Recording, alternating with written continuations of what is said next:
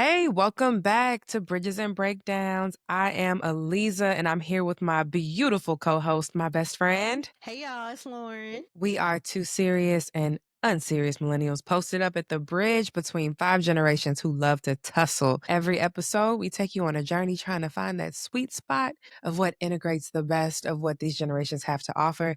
It has been a very long time, but we are so glad you came back to join us. Welcome, welcome, welcome. Yes, yes. It's season 2, guys. We It's made it. season 2. Wow. And It's been a thank while, you. but yes, thank you for your Right. patience. Patience. Even though I did get a couple texts and stuff, I know that it's love, so I'm glad that we're able to get this out here finally. Get Trust your me, we ass wanted to. back. I Right. know, we really There's so did. much stuff we're looking for y'all to talk about. You know what? And life has been lifing, but God is good, and we are God here. is so good. And Amen. we made a way. He made a way for us to make a way. I'm actually And very that proud is, of us. I really am too. I want to dive in because it's been so long and we have so much to cover this first episode, but season 2, what are we giving the people? What are we giving the people? So, season 2 is centered around the theme of the intersection between curiosity and mistakes. Yeah. Each episode will explore the risks we take, the lessons we learn, and at times the hard way, Yeah. and just how we keep showing up with curiosity, even when we mess that up. Yeah. So, we have a lot in store for season 2. We have a new segment that I think will be very fun for us. Yeah, it'll be fun. We are now posting the visuals. Check us out on YouTube. Yeah, You know? no, that was a very helpful piece of feedback about where folks potentially wanted to have access Absolutely. to the content. So very happy to share on YouTube now. It is now You can your see turn, us. Giselle. You post the And you, visuals next. Thank you. she said, we are the visuals. Time out because we're gonna get to Lauren is day 1 following the rodeo leaving Chicago. So we have a post Cowboy Carter host on our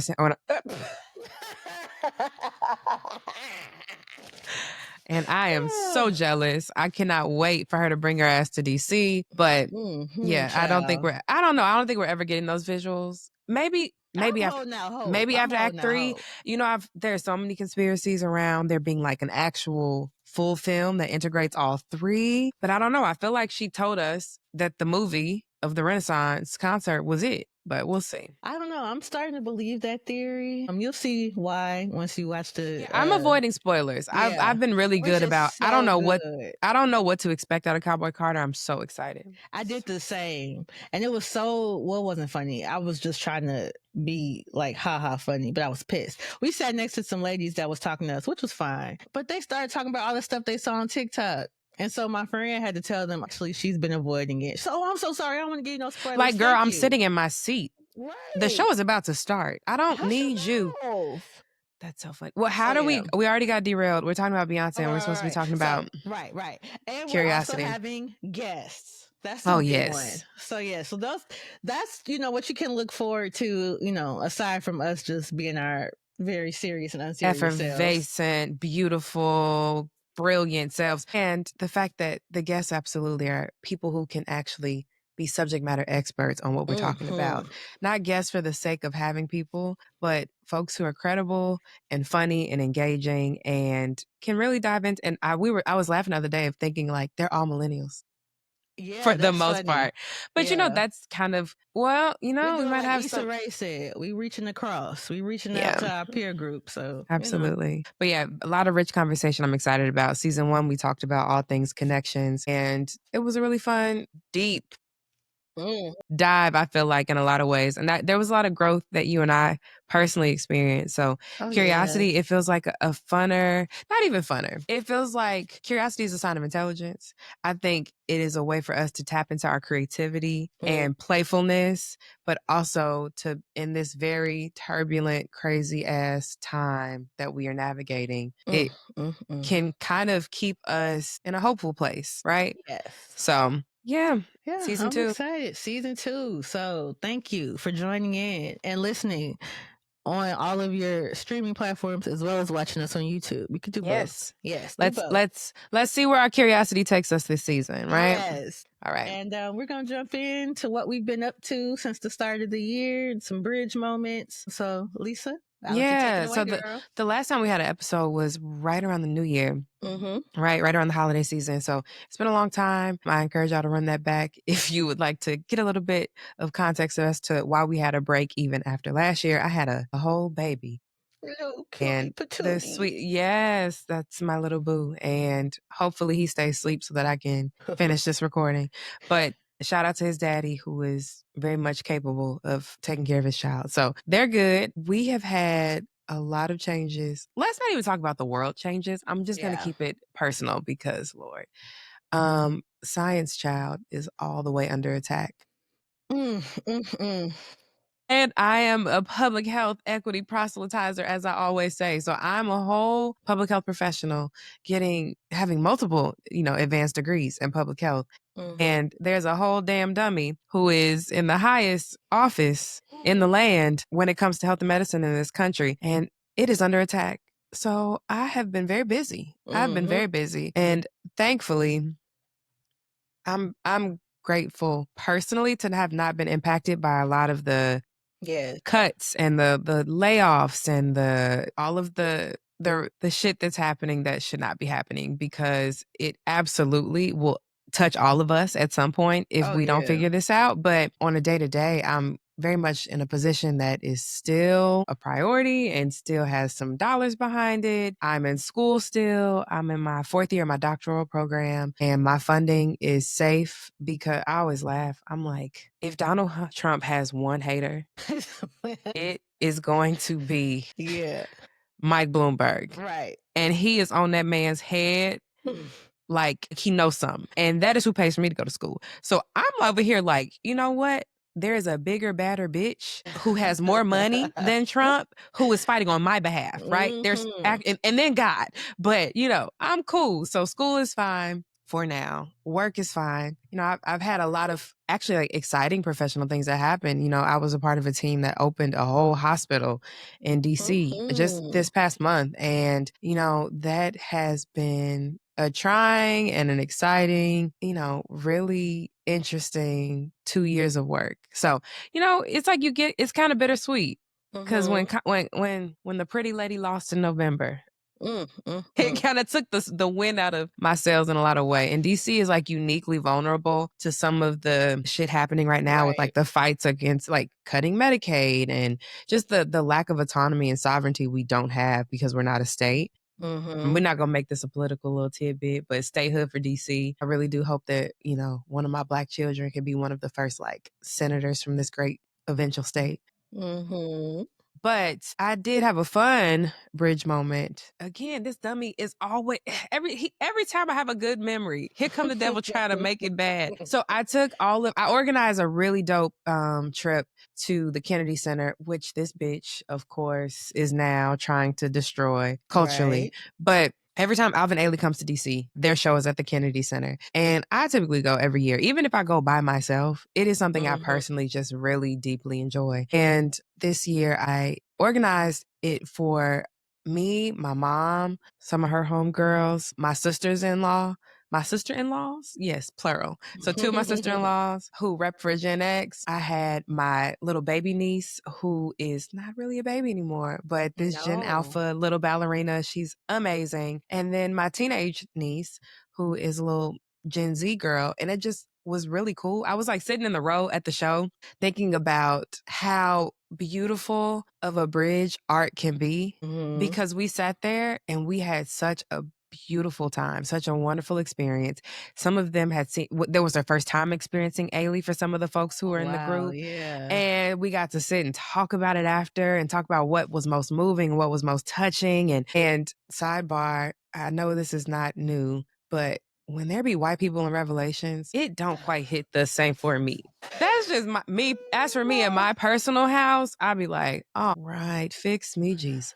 It right? don't even go here. And you don't even go here. But no, honestly, I had like a little like, oh, this is a bridge moment, little corny ass moment to myself because I just thought it was really wonderful to see us all together communing and it'd be this little tapestry of interest and we all could like bring different perspectives to how the art applied to our lives, what we were, most touched by. It was just really sweet and it was beautiful. So that was my like one highlight of, I was like, also let us go before before Ailey can't come back to the Kennedy Center no more, right? Like, let's actually go. So it was beautiful. But that was one of the highlights I wanted to share, my little bridge moment from our hiatus, as we'll call it. Yes. Girl, life has just been lifing. Yeah. Yeah. So what have I been up to? I've just been working. I just thought about it. I have been enjoying the hell out of reading. Oh. Shout out to Book Hotels. She got me back into that's Ariel's Instagram, in case y'all don't know. Friend to the show. Friend to the show. Yes. But anywho, she has this really cool TikTok. It's booming. She be doing like the book talks and stuff. Yeah. I just was like, okay, well, let me just try reading some more. And like I've been in book clubs and stuff, or I am in a book club, but I just would read. I got kicked out of Lauren's book club for You the did. listeners at home, like because it was blood in, blood out, and I clearly could not commit between all of my commitments. I got kicked out. It's fine. It's all love over here. Alone though, friend. Oh yeah, I know. I got the boot with some. I was in good company. Yes. I was like, damn. Chat. She took me out the chat, but it's fine. I did say But once I actually to come back. No, I know when I can read for fun and leisure again. I'm honestly jealous. Like I listen to you talking about fiction, and I'm like, one day I'll read something that is not a peer-reviewed journal article, and that'll be a good day, but not today. So one day, sister. Right, and it took me a while because law school. I mean, first of all, it damaged my eyes, just all that damn reading. Yeah. So getting back into the rhythm once, like you said, once our girl lost. Actually, you know what? Okay, we're gonna move on. Once Kamala was not rightfully installed as president, I kind of went into a slump. Yeah. And amongst other things in the world, but reading was a really great outlet for me. Yeah. I set this is going to sound insane, but I set a book goal to read 150 books for the year, right? Wow, that's serious. Yes. Okay. What book I'm on? So we are in May, right? What book are you on? I am on book 148. Bitch, that's crazy. Insane, right? Now, you've been reading your ass off. My God. My family, everybody make fun of me. I read constantly. So like when I'm in the bathroom, I read on my Kindle. I always have a book in my purse. In court, I know like when you're getting close to the line number. So I have my little Kindle out. That's I'll read. so funny. I just read every chance I can. Now, granted, I have been reading like varying sizes of books. So some novellas, some. You ain't on your own. What Cat Williams say he read 1,000 books? 1,000 books. In third grade. When I was 9, I read 1,000 books. Yeah, that's hilarious. Whole time they're like evangelical pamphlets, right? Like, okay. Are you prepared for Jehovah's return? See Spot Run, the right. page. My goodness. But yeah, so that has been how I've been able to cope. And then also, I just really got back into it and I love it and I can't stop. So that has been a summary, as you can see, 148 books. That's pretty much been my life. I'm very proud of you. That's amazing. Because, reading is so important and adult literacy is in peril in this damn country. And you know what? Let's give it up for the reading ass. Yes, populace. We need more of them. And I have a challenge for our listeners, but it'll be towards the end. But yeah, we got to get reading. Actually, every year for my birthday, I ask people on social media to get a library card. Yeah, so important. Such an easy way. Please get one. Yeah. Yep. It's just great for the community. I love going to my library. I mean, I have a ton of books, but I still go to the library and check out a book and don't return it for months because I'm always reading other books too. But it's fun. It's a great time. But yeah, so my bridge moment, which I had one that I felt like was a little too serious, but since you brought up the girls, it made me think of me, my mom, and my niece. And it makes me also think of my grandmother on my mom's side. Well, first, I'll start by saying my mom was a working mom. She was an engineer, so she was in male dominated fields for real. Mm-hmm. Yeah. And so she had to go back to work pretty early. And, like, you know, they just weren't as accommodating as professions like engineering are now. So I spent a By law. lot of time, right, by law. But Thank you. Because it ain't because they want to. Right. It ain't because they want to, all right? It's because they have to. They want us barefoot and pregnant. Okay, anyway. Sorry. No shade to everybody that's pregnant. It's just the idea that somebody wants that and it's not you for yourself. That really makes burns my grits. But anywho, so I spent a lot of time with my grandma. A lot of time. My grandma, and I was the first girl grandchild. So she would like dress me up in different outfits and take pictures of me. And as I got older and I would like interact with my other friends, I always had a bit of an old soul. Still do. And I attribute that to the time I spent with my grandma, because, like, you know, I still say he's crazier than the Betsy bug. Now, does anybody know what a Betsy bug is? No, but I have been hearing that all my life. So to flash forward to today, my niece Alyzza and Lorryn, she is a doll. She is. She's a ginger too. So she's like black twice. See, now I don't even be on TikTok, but I know that that's trending. So now she's like black times two because she's actually a black girl and she's a ginger. So she's real black. Talk to your children. We have an epidemic of low racial self-esteem. No, for real. But no. Shout out to the gingers. I do love gingers and I love my Leah. But yes, Leah is a very self-determined, self-actualized, almost 1-year-old. I'm about to say she's not even 2. Yes. And she has the old lady walk down and it's like innate. Like, you know what I mean? Like it's just who she is. And she spends a lot of time with my mom, her mana. And they do the same stuff. Like when she's moving things, because my mama always making noises, she do the same thing like Leah. That is not heavy. It's just used to That's like so adorable. Yes. She loves music. She likes reading now. So like she'll mimic the sounds of, you know, cause we read to her in like animated ways and she likes a book that does a lot of rhyming. So she'll try to do it with sounds and she like does her inflections and it's just so adorable. Love it. So seeing that like tradition, the good stuff being passed down or like being little old ladies, I know she's going to be a fun time. I mean, I love that the recipes are not being lost because she has a real grandmother who is not 35, you know, and yes, actually she has 2 great grandmothers that are just like really good people. And I feel like are passing down recipes. I love that. The recipes will not be lost in that family. No. So shout out to my almost birthday sister. That's Leah's grandma. She listens to the show too. So got to give her a big shout out to you, girl. I love that. But yeah, we have been very busy, you know, being professional, learned, self-actualized Black women in a world that is honestly trying to be that away from us. Yes, trying to. But I really do think to be successful and confident as a Black woman in this time, in any time, you kind of have to have a level of delusion. And I'm okay. Just have to say that. You have to have a level. The sun does not rise until my Black ass wakes up. Like you have to really walk through life with that level of delusion to not let this world break you. And guess what? We ain't broke hoes here. You will not steal my joy. You absolutely will not. So yes, this is going to be a really, I feel like a fun way for us to tap back in to that spirit. Even though the world is going to hell in a handbasket, Black people have what them fans at? But it's so big, I hit my computer. But and your mic will probably be really mad at you. But yeah, you know, the world stays trying to bury us, but we still here, baby. No, yeah, we still here. We still.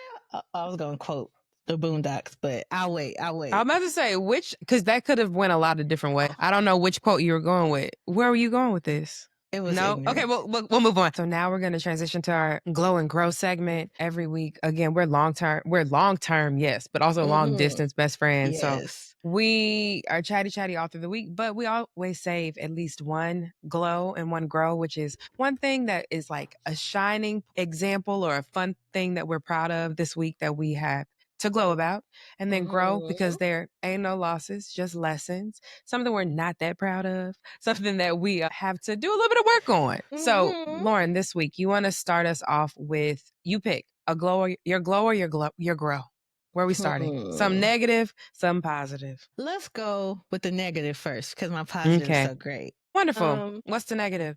My negative is that... Or your grow. Where are we growing from? Where am I growing from? I've had a lot of stress as of late, and I have not been sleeping as much as I should. Yeah. And I had a wake-up call because my eyes was twitching. And if you know me, you know I'm a hypochondriac. So you live on WebMD, and you're my chart. Yes. If anybody's going to go ahead and make an appointment, it's this one right here. God damn it. That's why this I'd be so surprised. Sometimes you'll tell me that you got some type of preventative screening, and I'll be like, that's really normally for 50-year-olds. How did they do that for you? What did you say to them people to get them to green light that test? Because that's not normal. But yes, go ahead, sis. What this eye twitching? Yeah, so the eye twitching, I looked up a couple different things, and I tested a theory before I made my appointment. It's okay. You're probably stressed. You don't need to drink any more coffee and try to go to sleep, right? All great things. Yes. Right. So I'm like, okay. But I had a report due that I just couldn't not do it, right? I worked on it until 4:30 in the morning, and I had to be up for a team meeting, which I don't know why my team meetings are every Friday at 8:30 a.m., but our team meeting was at 8:30 a.m., so I got it for the team meeting. If I had 4 hands, I'd give you 4 thumbs down. So yeah, so I ended up, so it just was like Thursday, Friday, and then Saturday, I was getting ready to go to the Beyonce concert, and my eye was twitching. I thought it was going to ruin my experience because it just pulled me out of the moment. Yeah. Well, safe to say, chat, it did not. It did not. I had a ball. Oh my goodness. But today or last night, I stayed up reading a little bit, but I knew all I had to do today was take this. Now, I did wake up with a sinus headache because all that damn dust and pollen in there, but I got to go away eventually. But I slept on and off all day today, and it's just like a little flicker of my eyelid. So now I feel like, okay, you was right, girl. I was tempted to go get coffee, but I didn't. I said, no, you have to test your hypothesis, see if that's what's going to work. So yeah, so I turned my grow into a glow, but my true glow is Beyonce, child. Words fail me. I love that woman. I really do. I love her bad. So bad. My goodness. And I mean, I was thinking about not going to the concert because I just be overwhelmed. Life be overwhelming me, and I tap out when I'm trying to lower my cortisol levels. So when I feel like I'm getting too, wound up, too high stress, I cut it. I did it, whatever it is. And I was thinking about doing that to Beyonce, child. So glad that I didn't. I bought my ticket on Tuesday, but in there, I had the best seats that I've ever had seeing Beyonce. Aww. It was such a treat. I saw her eyes with my eyes, not through a screen. That shit had me tweaking. Oh, like God. I felt like my little girl self, almost like not similar because I was lusting over Usher, but you remember how like at the Usher show, my jaws were hurting from smiling. I'm telling you. Oh my God. Because that Vegas show is very intimate. Like we be eyeball to eyeball. But yeah, man, but that was a glow for me. It just made me feel better. I feel like I'm on a high. Isn't that great? Did it make you feel like you could be excellent? Yes. And like, isn't that wonderful? You just leave feeling so inspired to carry that energy to whatever it is in life that you're working on. Yes. And that's why no slander against Beyonce, Giselle Knowles Carter shall prosper. Well, you know what? No slander because I'm going to block you. I don't even have time for it no more. I'm blind. I can't see. But yeah, it's just, I know I have to wait until you go. Yeah, I want to, and I'm trying to avoid spoilers. So come hit me up after July when she brings the rodeo to town. This is what that I feel like really like it got me going. Like I was like, okay, we got to do this, G. Like whatever it is, it just was like we can do it. That's beautiful. So yeah, it was great. And man, art is so inspirational in that way. And I really some of the things and I work in science and like in public health and medicine. There have been so many times I've been inspired by something creative to be excellent and exceptional in my very unrelated work.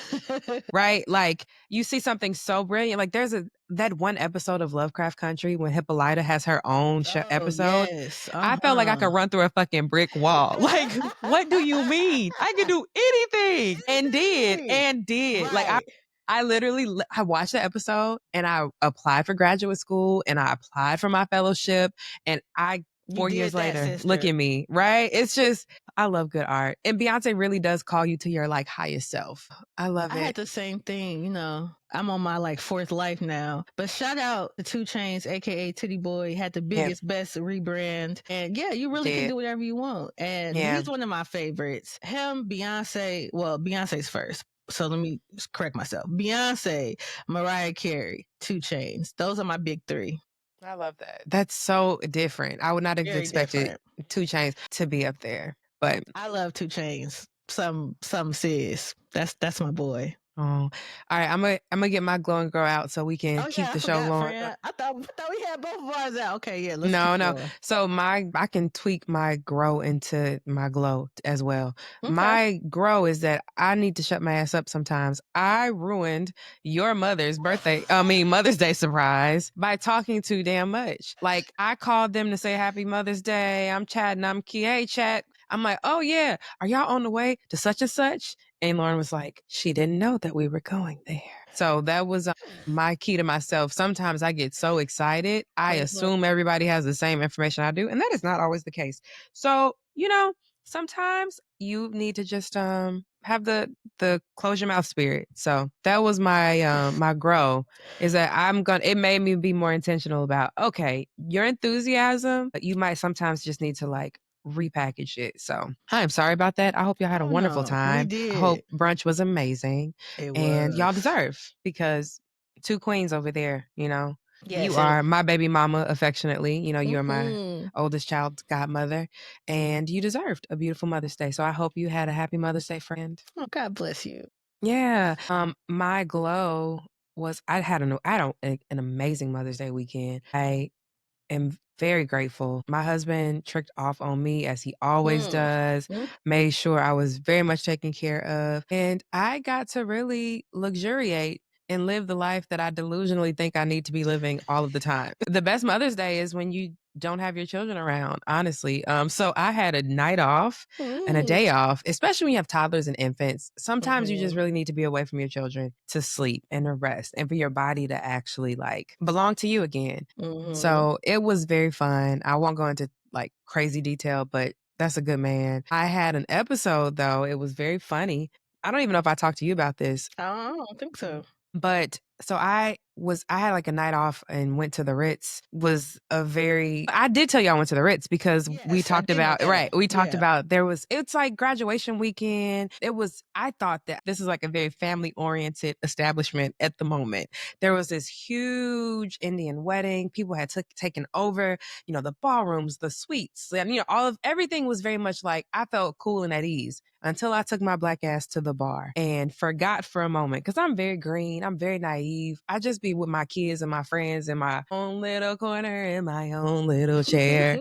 I get to the bar and I'm dressed like an AAU basketball mom, not like a athleisure, my Nike fucking trainers on, like hair pulled back. I'm just here for my spicy mezcal margarita. Please don't say nothing about mezcal. I knew you were about to be disrespectful. Spicy barbecue water.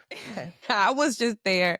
I'm sitting there just chatting with the bartender trying to figure out, if I can act, is this a white people spicy drink or is it like, can I handle it? Literally in my own world. And I forget that the Georgetown Ritz is known for that's where the tricks be. And that's where the working girls be. And that's where the escorts and the madams and the sugar daddies.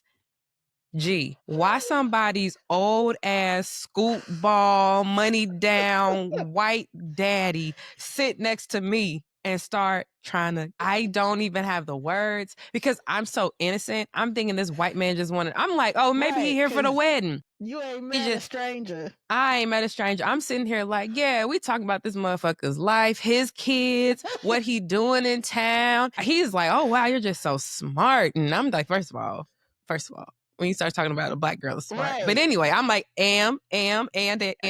But we're, talking about, we're talking about sports, like regular shit. The basketball game was on. I'm like, this is cool. I'm on my own world.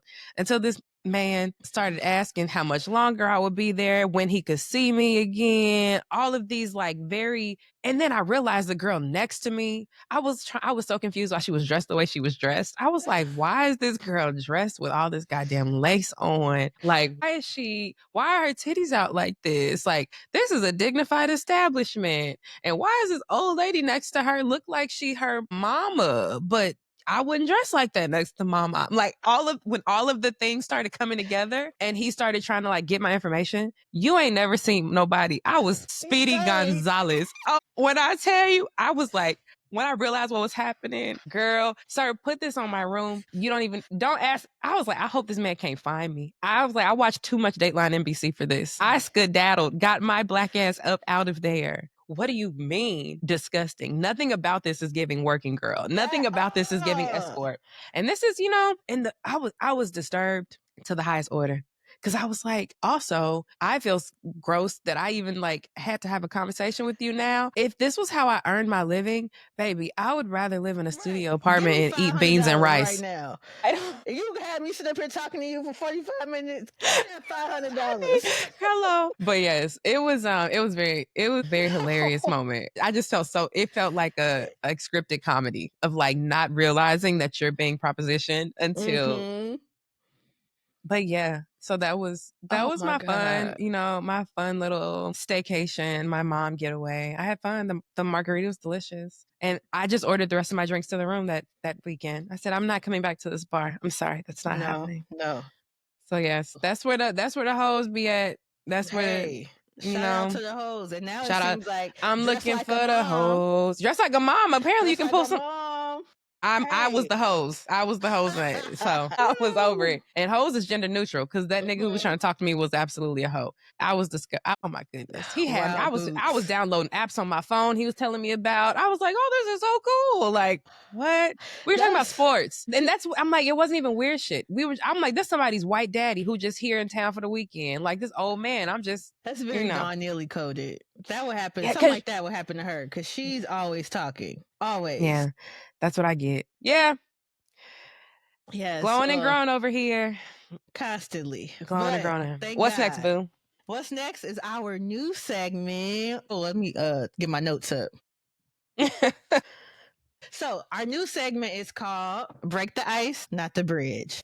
Love it. In this, Alyzza came up with that title. Like, cool. Love it. No notes. Yeah, because mine was question. That was gonna be the title of the segment. We love if it was left up to me. We love Beyonce down. But yeah, so in this segment, we are just gonna ask each other a very random question. This week, I am asking a random question. We will both answer it.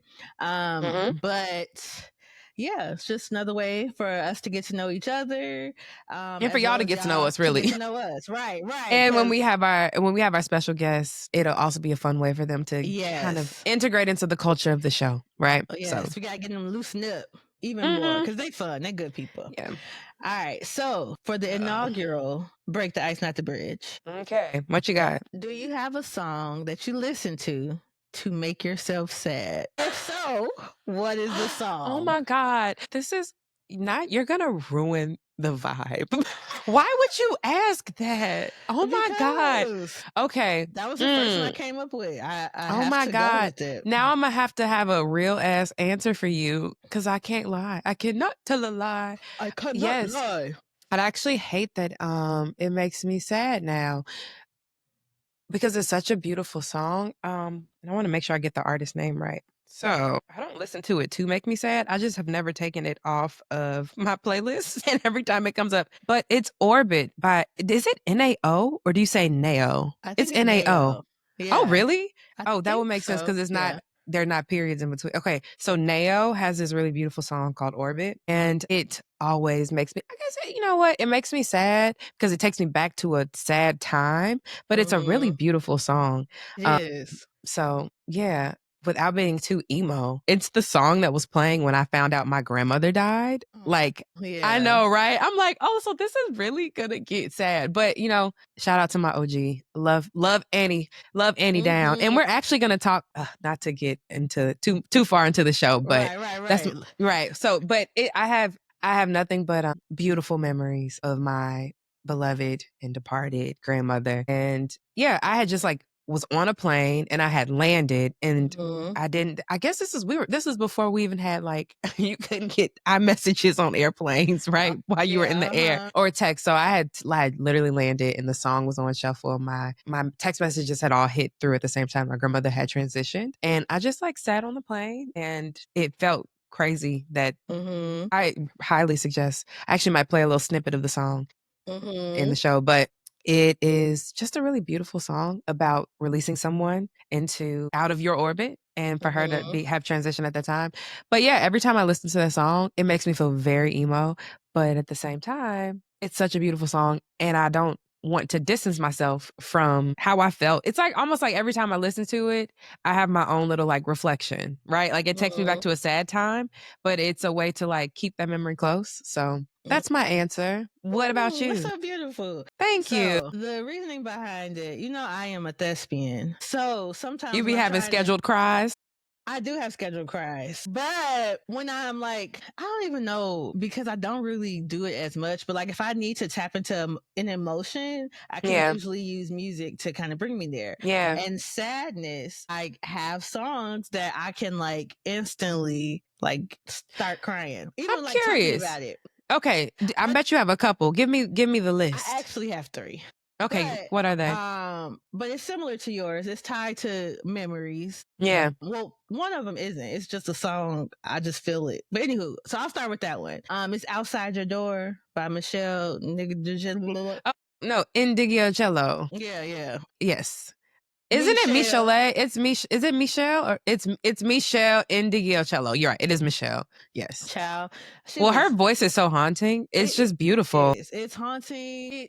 Also, if you don't know, chat, it is, what's his name? Terrible Daddy of the Century. Brian McKnight samples that song in Anytime. Yeah. So that music.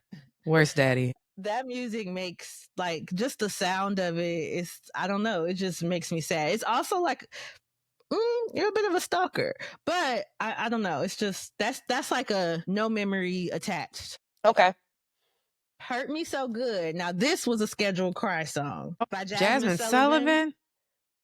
Buddy. Oh, buddy. You gotta hold on me. Oh my goodness. That's a very sad song. It's a very sad song. I was going through a very tough heartbreak.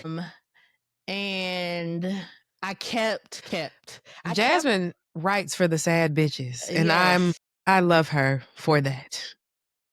I love her. I couldn't like get the good memories out of my head and like I missed this, I missed that, and like I have wrote out all the things that I didn't like and that I yearned for in a relationship, which is why it was okay that it was over, but I still was like missing him, right? Yeah, which is human. Yeah, it's very human. It's just human. In my delusionality, I don't like to think of myself as human, especially during breakups. I just like to speed through it, get over, build a bridge. They didn't exist to me. Yeah. But I could not do that this time. But I was like balling up and like I couldn't let the feelings go. So I would listen to that song and just have me a good cry and then I'd be fine. I love that. Like, whatever. It's an emotion. It's moves. an emotion, right? And I'm not you a acknowledge hoe for having it. emotions. You are not a hoe for having emotions. No, you acknowledge them. You feel them. You process them. You let them go. Let them go. And it was really healthy. It was a way for me to like, I had a struggle with just because I felt like I was sad for too long. And it's like, girl, what is too long in here, right? Like, you're literally the only one embodying you to have an opinion about it. Yes. How long? Yeah. So that helped me a lot. I mean, then the last one, I guess it's kind of sad. It's Georgie Porgy, Eric Benet, and Faith. Why is that sad? Because that was a song that was on the radio when my mama told me that she was getting a divorce from my dad. Mm-hmm. Wow. And That's also very like, why do God be scoring our lives like this? Like, you're doing a lot of heavy lifting, narrator. Like, why is this playing about releasing someone that you deeply love to another galaxy while my granny is gone? Like, and why is Kiss the Girls and Make Them Cry playing while your mama is like, I'm leaving that man? And yeah, that's a lot. Girl, I can, even if I hear like a little bit of it. And it's weird because, I don't know, after I had time to process it, I wasn't mad, obviously, but it's still like the initial like little girl in me. Yeah. I can't let it go. That inner child. And that's such a bop. I'm really sorry that you can't even enjoy I haven't heard the full thing. I think Oh my God. played one time and I was like out somewhere and I had to like, Lauren, I'm learning new things about you. I did not know this. I didn't want to tell nobody. Yeah. That's not embarrassing. Now you done told everybody who listens to this show. Look at that. That's I'm crazy. Overcoming some of my traumas. Look, that would have been the song that got you out the juke that night. You'd have ran out crying. I'd be like, I gotta go. Vampire not, then the fuck up out of here. That's so funny. Yeah. My goodness. Okay. But yeah, so that was a good one, friend. Yeah. You did that. Okay. Love that. All right. So now we're gonna jump right in. Yeah, so we have an actual bridge and breakdown. Again, this is the first episode to introduce you all to the second season, Becoming. So, but we wanted to reorient and make sure we had all of the same core pieces. Keep the main thing. Shout out to Jalen Hurts, Super Bowl champion, married man. Yeah. Of course. No. I'm smiling and acknowledging that like he's a married man now. Because one of the things we're going to talk about now is for Woo Girl, it's our like quick drops of what's going on in pop culture, what's going on in current events to just kind of check in with each other, give our little 2 cents, provide a little context. And, I think we're very smart people. Girl, the analysis is analysis ain't. But no. Deconstructionality. Yeah, sometimes we make up our own words here.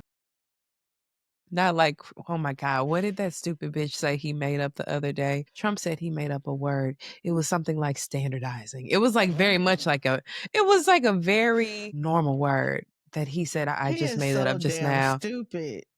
Lord have mercy. But yes, I like to think that we can give a little bit of context and fun, perspective. So Met Gala happened this month. We're a little bit, not even late. I also feel like with pop culture, things move at the speed of just like whatever social platform you actually live on. But I do think that it makes sense to kind of like to spend time deconstructing things that are actually worthy of the attention. So the Met Gala was themed Black dandyism this year. And it made me, when you were talking about Jalen, I was thinking about him and his wife. I think that was the first public event they've had since they've gotten married because his ass did not go down to the White House.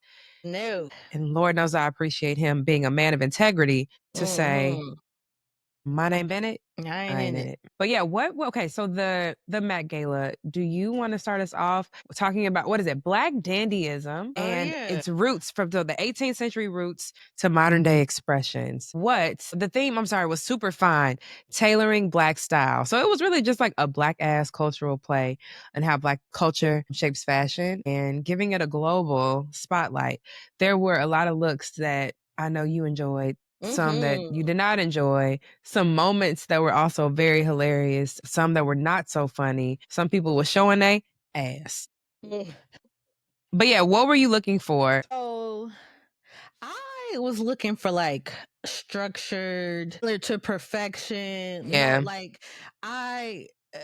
No hymns. I didn't want to see nothing dragging on the floor. You know what I mean? Like I just was looking, and I also wanted something like avant-garde, right? Like when I think of dandyism, I think of like Dapper Dan and like, just colorful. Now I will say a lot of people stuck to Black. So the people who I really enjoyed had a lot of color, but I can't Tom Brown. Yeah, that was your favorite designer. That was your favorite house, the collection. Yeah.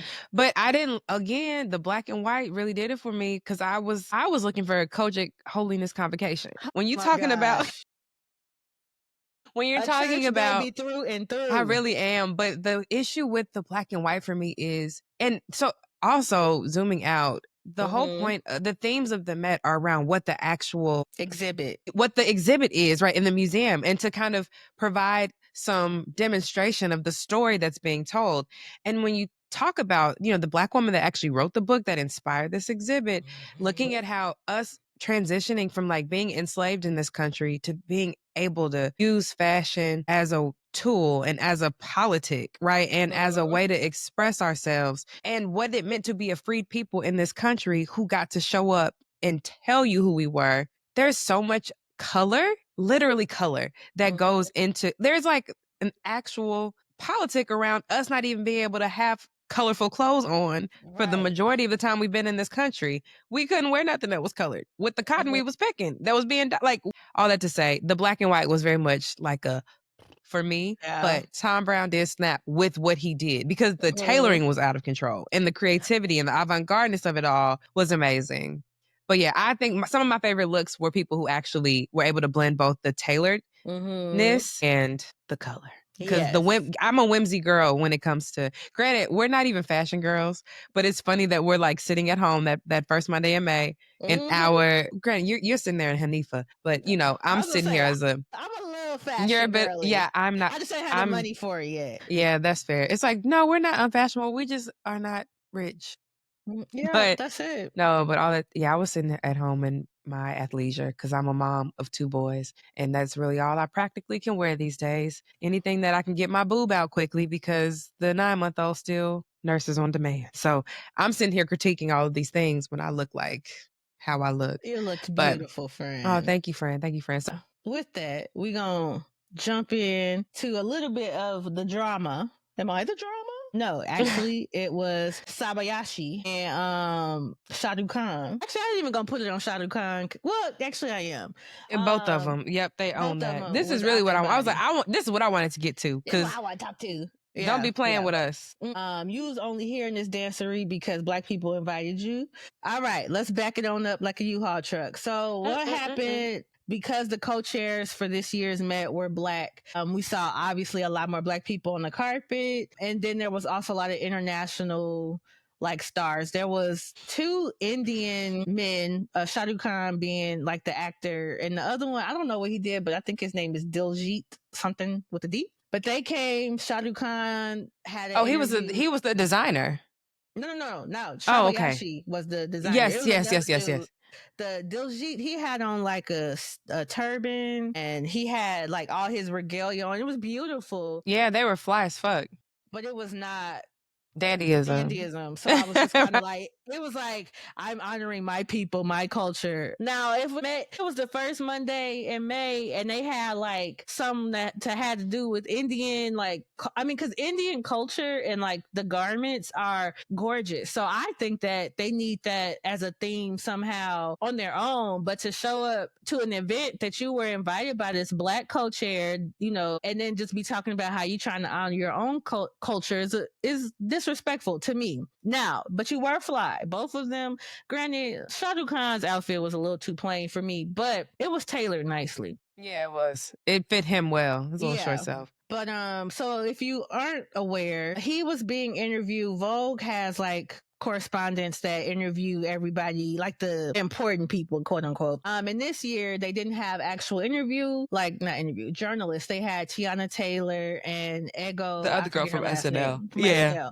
So, Tiana Taylor dressed down, she is always really into fashion, and then Ego is funny. So, what I mean? Like, it makes sense that those two would be the one that were interviewing Side people. note, I did not like Tiana Taylor's outfit at all. I knew she was going to show up looking like a pimp, and that's exactly what she showed up looking like. She was tapping into her Bishop Don Juan. I wasn't mad about it. It wasn't one of my favorites, but I wasn't mad about it. I wish you could have saw more of it. I watched her Vogue when her and Miss Ruth E. Carter were like showing the different pieces. It was a lot of shit under that cape, and you didn't really get to see it with her walking. So right, but back to the interview. Okay, so anyway, they were interviewing him. They stepped up, and they said his name right. Like some of you chat may not know who Shah Rukh Khan is. You probably don't, not by name at least. Right, he's a huge Bollywood actor. I know who he is because. Little secret about me, I love Indian culture. And so I watch a lot of Bollywood stuff like that. But that's the only reason why I know who he is. And I don't see like a lot of people talking about, like it's not like a big cultural exchange between and America. It's more like a export, right? Like yes, culture is exported from here to there. We have the Desi Boys, which they are rappers. Okay, anyway, I could go on the whole thing. But anywho, he was there. He got interviewed. They asked him they told him you're the first. How does it feel to be the first Bollywood actor at the Met Gala? And he was like, oh, this is not really my scene, but my kids really wanted me to come. And it was just kind of like, nigga, like we fuck are yo. It was like, fuck your stage.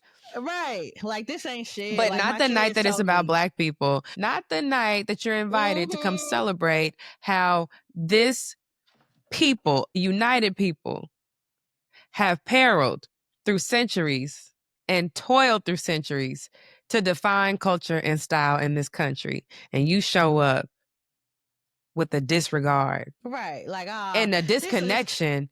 Fuck all of that Monday. Shit. It's about me. No. This was any other time or any other theme of a Met. I don't think you would have been that absolutely off not theme comfortably. Exactly. And I didn't like his. Go ahead, because you got to tell what he actually said. Yes. So after he gave that whack ass response, they started asking him about his kids, and they just tried to go where he naturally let the conversation to go. And so then the designer Sabayashi, I feel like I'm saying his name right. It's fine. I didn't know who his ass was, but he's big in India. He's huge. And he was like, I just have to let you know, this is like the most famous man in the world. There was a stampede when he came out of his hotel today. The theme was Black dandyism, but I tailored it to him because he's like the big guy or whatever. Like that.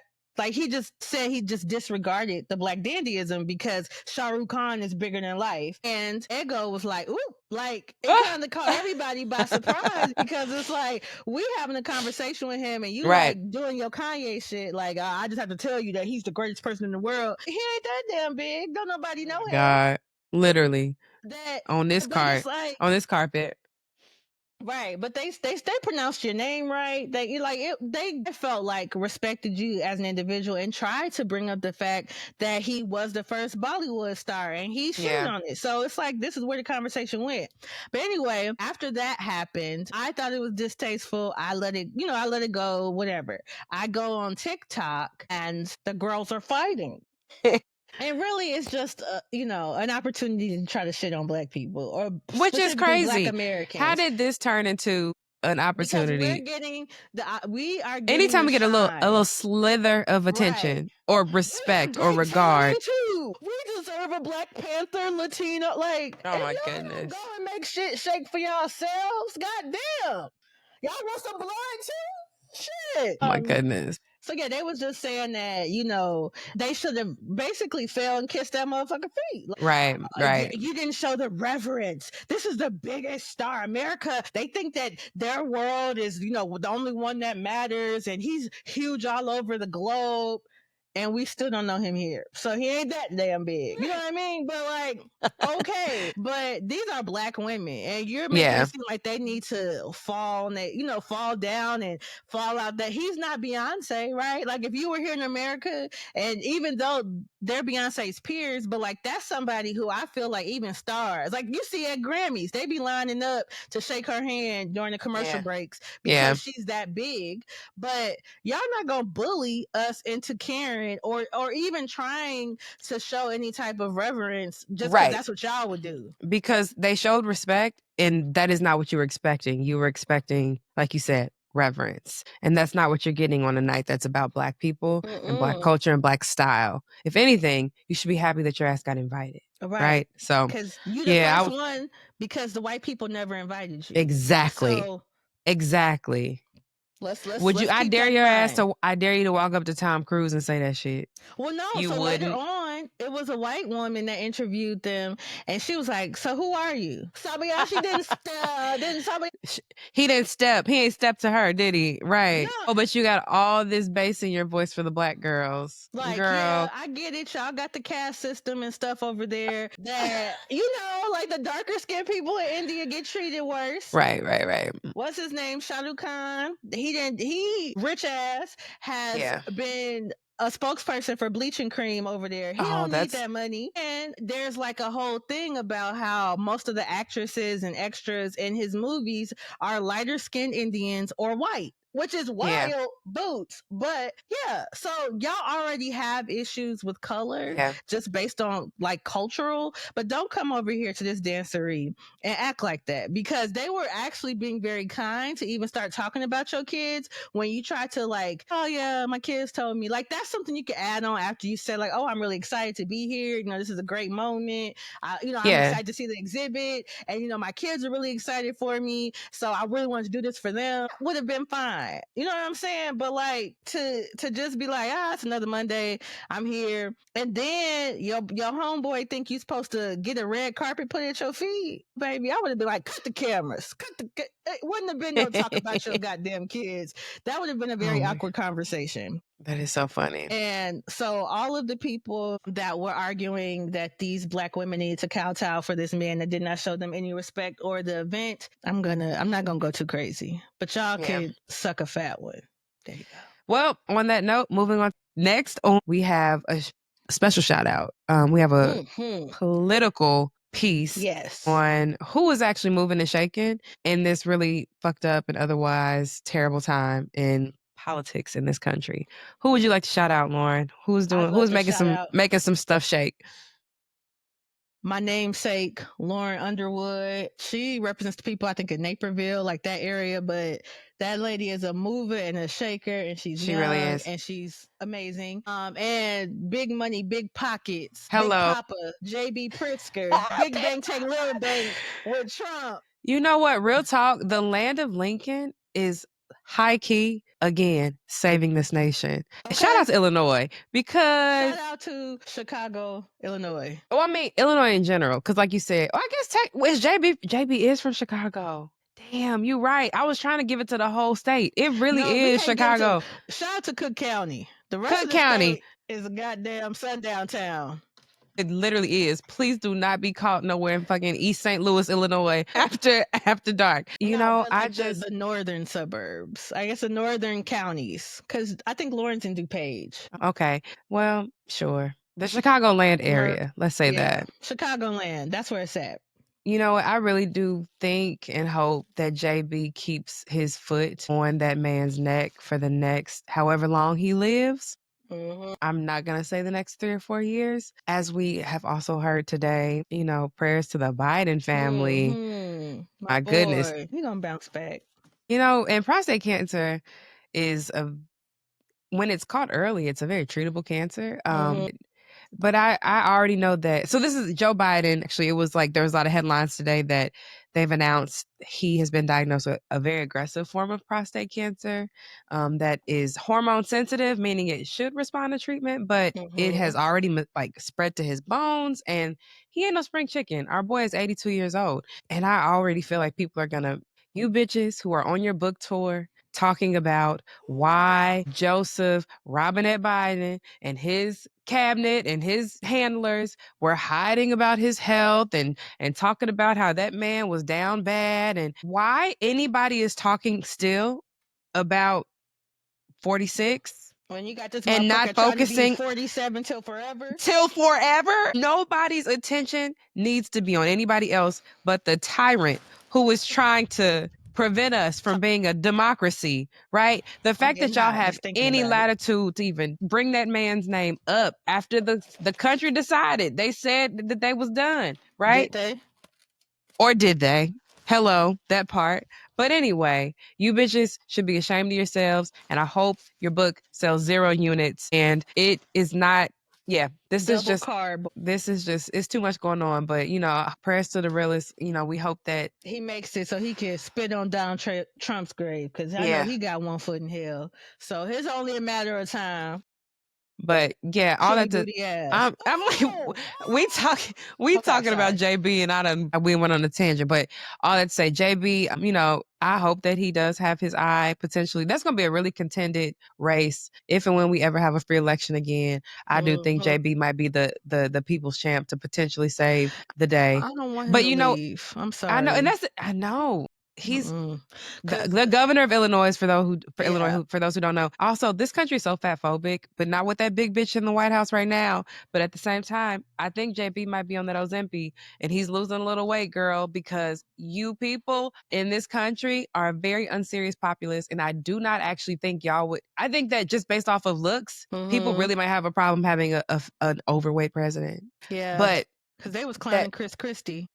oh, they sure were him and his belts.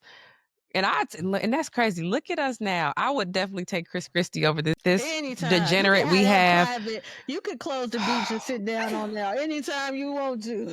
I don't even care. I will take anything Mm. before this felonious fool. Like it just it's It's mind really boggling. sad. But yes, all I'd say, I think Illinois is gonna come in and save the day. Just like, you know, we can debate about the long term impact of Obama, but that nigga was he was a savior at that time. Mhm. I really love and I have so much pride from being from the land of Lincoln and specifically Chicago kids. You know, Mhm. we make the world shake. And I love Lauren. I love JB. And I hope that they keep their foot on the gas Yes. in Keep calling him a perpetuity broke, stupid boy. because we do have some power on this side. And I just don't want us to lay down and play victims and like we can't do nothing Or as a resistance. start trying to court incels like Gavin Newsom and all these other He's being people. weird. Like you being real, bro. Like I can't say W words. You're being really weird, bro. Yeah.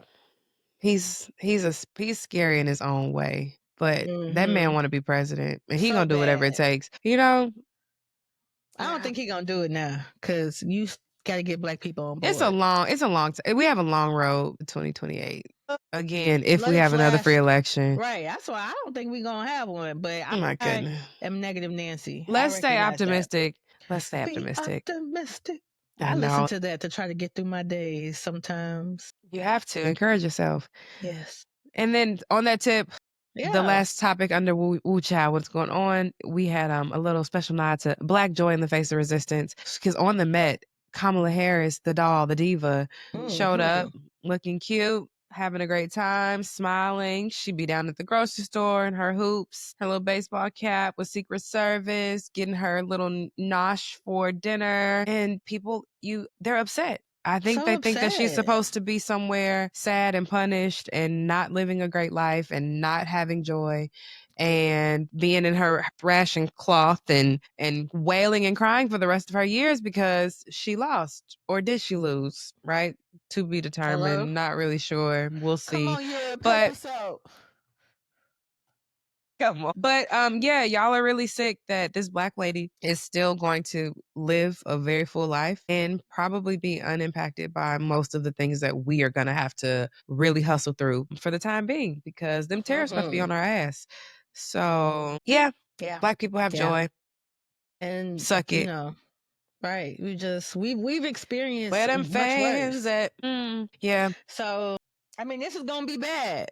But we come from a people that have endured and persevered. So you can't break us. Not with no shit like this, because this is gonna be y'all undoing too. Yeah. So And y'all don't suffer light. And that's the difference between you mhm. and us. We have really never existed in this country in an environment that was conducive to us really being set up to thrive. We have done it Mhm. despite. And yeah. So, Yeah. you know, get used to it. One thing we gonna do is hit a line dance and crack a joke. Crack a And joke. I don't know what to tell We you. crack jokes at That's how funerals. we It's just you think enslaved people went in them fields laughing? hello. They talking What do about you they think? dumbass slave masters that couldn't do shit but want to tell us we ain't good at nothing. Like, master, you can't even Child, cook your own food. But we we supposed to be the dummies. my Yeah, nah, goodness. nah. So Literally built this country and ain't coming up off it, right? So, mm-mm. yeah, y'all be I encouraged too out am there. America. Yeah. They But out there doing line dances, child, in front of that Louisiana plantation that just caught on fire. oh As my we should. gosh. It's been hilarious. I Okay. love Black people. We don't take nothing serious. Nothing. Now, what I will say is, I'm glad because they had made that plantation into like a luxury An event event space. space. It was like a resort. They Yeah. changed the slave cabins were like fucking camping cabins. Yeah. It's disgusting. Now, when the Whitney plantation had Right. there was actually some damage through like a storm. Guess what? Mhm. Motherfuckers rallied and donated money. I personally have. I visited. I have contributed. I have made sure because that is a place, a cultural hub that shows like the level of reverence and respect for the Mhm. history. And like white people, this is also your history too. Right. We went on them damn plantations by ourselves. This is an American history. It And is y'all not can't our divorce. shame to bear. Right. It's not. I am very proud to be a descendant of people who survived the hardest shit that y'all done ever tried to throw at a group of people in the history of this world.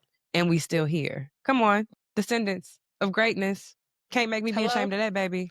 Look at And you. if I was president, all plantations would be turned to historical sites, and whoever was Yes. living there, operating businesses, would get kicked the hell out. So that's what we should. That's the only thing. Museums, you Yeah. know, that's how I feel about it. But I'm glad that that business hopefully is done because That thing let's got not. burned. Them ancestors came and took that shit down to the studs. I seen Mhm. them yeah, they're not redoing that space. They No, can't. It would be an that entire was new facility. It's that was gone. like Sammy was in there breaking the piercing Hello? the veil and set the roof on fire. That's how it Ancestor looked. said delayed, not denied. Okay. But Yeah. all right, we have All some fun stuff right. to clearly talk Yes, about at we the bridge. do. But before we get there, Mhm. our We're gonna resident do expert of all things yes. fine man. What's up, y'all? I'm back. Your fine nigga anthropologist. It's been so long. Happy to be here doing one of Oh my my favorite goodness. pastimes, objectifying men. All right. So if you don't know, or if you forgot because it has been a cute little minute, Lord. I Love Men is a segment where I will pick a random man, show him to Alyzza, rate him 1 through 10. Yep. And yeah, that's just kind of how it goes. Now, Great. this one is not random because I didn't want it to be, and I make the rules because it's my segment. So, the fine nigga of the day is It's home. Ryan Coogler. Don't make me objectify my Yes, cousin in my ma'am. head. Oh my God. Damn. Yes, First ma'am. of all, Ryan Coogler has like 12 different looks, first of all. It depends what And I year love we're 'em talking all, Ryan Coogler. except for the Do we? porn stash is a little weird. The But current everything, day Ryan yeah. Coogler with that Well, no. mustache? Yes, that is a little disturbing. But he just made a third baby, so his wife loved it. And good for her. However, That's really all that matters. Zenzi, yes. you love that man down to his socks. I love that for you. Mhm. There, and I can see. I mean, just the passion. It's just so much. I mean, he's sexy to me. I love But it. I can see did I that. send you the video of him when he was talking about? Oh, okay. I gotta send it to you because I want you to rate this one because this Okay, is rate this he ain't specific never looked as fine as he do. You know what this is telling me? That you also that I think this might be women in general. Women who are attracted to men. When you see a man be passionate about something and actually learned about something, that can be very attractive. So if you're about to send me a There's video of sorry, I'm sorry, y'all. why I'm is she sorry. so stupid? I definitely so is this going to be a video about him talking about film? Yes, but this is Clearly, like back it's in the he's on a day. press run. Oh, okay. This is like yeah. I was just being Okay, unprepared. because I know you know what Ryan looked like, so I I didn't do, think but I if had there's a to. specific, you don't. That's what. But my point I was, found he it. has That's looked okay. so different over the years, like football playing Ryan Coogler versus Fruitvale Ryan Coogler versus Black Panther. You know, he's had different looks. He's had locks. He's had, Mhm. so Braids. Now go ahead and look at him with his fade, talking about his path. Also, I really love his voice. I love his love you like of his his accent? wife. Yes, I do. Very much so. I love a Cali accent. But see, Mhm. Cali is very he has He's a very Bay Oakland. Area. He's a Yes, very he's Bay very. Area nigga. But I like Compton. Oh, he's a cutie patootie in this video. This is old Ryan though. This is not what Ryan looks like today. Oh no, He do Ryan look like fine. this. He fine as No, he does not look like this anymore. Lauren, he facial does. hair I really, mean, facial hair does. completely. It's men's makeup. That's how you niggas when y'all talk about women not having Not you Sorry, I playing was it. reading it because I You just sitting wanted to there hear his lusting. voice. My Oh bad. my goodness. Anyway, what I was saying is that facial hair absolutely changes the actual like contouring of your face, and it, it can hide some things. No, Ryan is very handsome, respectfully. Like I The said, I jaw have a whole. structure. Is he short? Think so? But I feel like all the super creative men are short. I know. Except for I feel like Omarion. and Tyler Perry. God. That Medea. big man. Yeah, Medea's huge. I know she was at the show last night with Beyonce, Mhm. wasn't she? Right? Okay, I can't give Ryan anything less than 10 scary hell yeses. He's Hell 10 out of 10. Hell 10 out of yeah. 10. Hell Hell yeah. 10 out of yeah. 10. Especially going into this, low key, I'm like, there's nothing, y'all can't say nothing bad to me about Ryan Coogler. Not a damn thing. Period. Nothing. Especially after I watched Not Sinners. that's what I I'm know talking he's about. an This is eater. first of all, Sorry. we don't know that he wrote the hell out of a bunch of eaters, which I feel like means Hello. he's drawing from inspiration in his own life. He has Exactly. to. Oh my God, can we dive into it? Well, you did Yes. great way to start the season. He is, Thank you. I cannot argue with you. I'm not gonna say that Oakland accent is anything I'm attracted to in the least bit. That's interesting. I think it's so No, sexy. not at all. Not at all. Also, quick book rec. Sisters, if you like Kennedy Ryan, it's a book called Real. It's about a director. Reminded me, I envisioned him being Ryan Coogler, and it just made the book even better. And then when I listened to it, the audiobook guy he like put on a little Oakland accent. It was great. But yeah. What's the name of the book again? Real. REEL. Real. Okay, cool. I would have looked REAL. I would have Googled that. So good. I should have brought it up here, but now that I wasn't prepared for because I have it. You have other references. Yeah. All right. So this episode's Bridges and Breakdown, our segment where we dive into the topic. You're like, damn, how many segments they got? We are going happily timestamp. So you all can fast forward and rewind to wherever you want to meet us. But this is typically where we dive into the topic at hand of the show. And this week we are talking all things sinners. Do you know your history? Right? Because your that's history? Question, right? Curiosity. We are asking questions this season. And the question that led this conversation was a lot of you all have to answer that honestly, and the answer is no. Because a lot of the takes I've heard coming out of Sinners, oh my God, negative. So Lord have mercy. Lauren, where do you want to start? This movie, everything. Everything. Shout out to Michael B. Jordan. I've been a fan since he was on All My Children. And then That's ridiculous, actually. That's pretty absurd. I did not think you were going to say All My Children. Thought you were going to say The Wire. No. I remember when I first seen him on All My Children and he was on The Wire. I was like, oh my God, that's the dude. So anyway, I love him. He did his big one. He really showed that he's got the acting chops. I think he does play a good, like I don't want to say villain because I didn't think of the brothers as villains, but like what is it? Like a hard body. An anti-hero. Yeah, he's good at that. He was good as Killmonger. So yeah. I was actually he was good in Journal for Jordan too. But anyway, that's neither here nor there. I love the movie. Wish I could have saw it on a 70 millimeter. Sadly, I couldn't make the road trip to Indianapolis to see it before it came out of the theaters. But yeah. I hope they bring it. I think this is a rumor, but I hope they bring it back for Halloween. Yeah, I because think that was I some live. misinformation. Damn, I hope because I really would be able to go to the theater out in Virginia that has the 70 millimeter theater screens because it's only like 7 or 8 in the country, which is crazy. Yeah. But I did see it in IMAX, and I want to see it again. Honestly, my mom was like, I tried to get somebody to watch it or go see it. They was like, I'll wait till it's at home. I'll wait till I can watch it at home. But I'm like, oh, that's a movie I want you to experience that in the theater, which is okay. Let's start from the top. What I will say is this is not a horror film. Horror is a device that Ryan chooses to use as the writer, the director, for some really heavy stuff without it being super preachy. It is very much a genre fluid film that is like Southern Gothic and comedy because musical elements. Music is its own character in this film, right?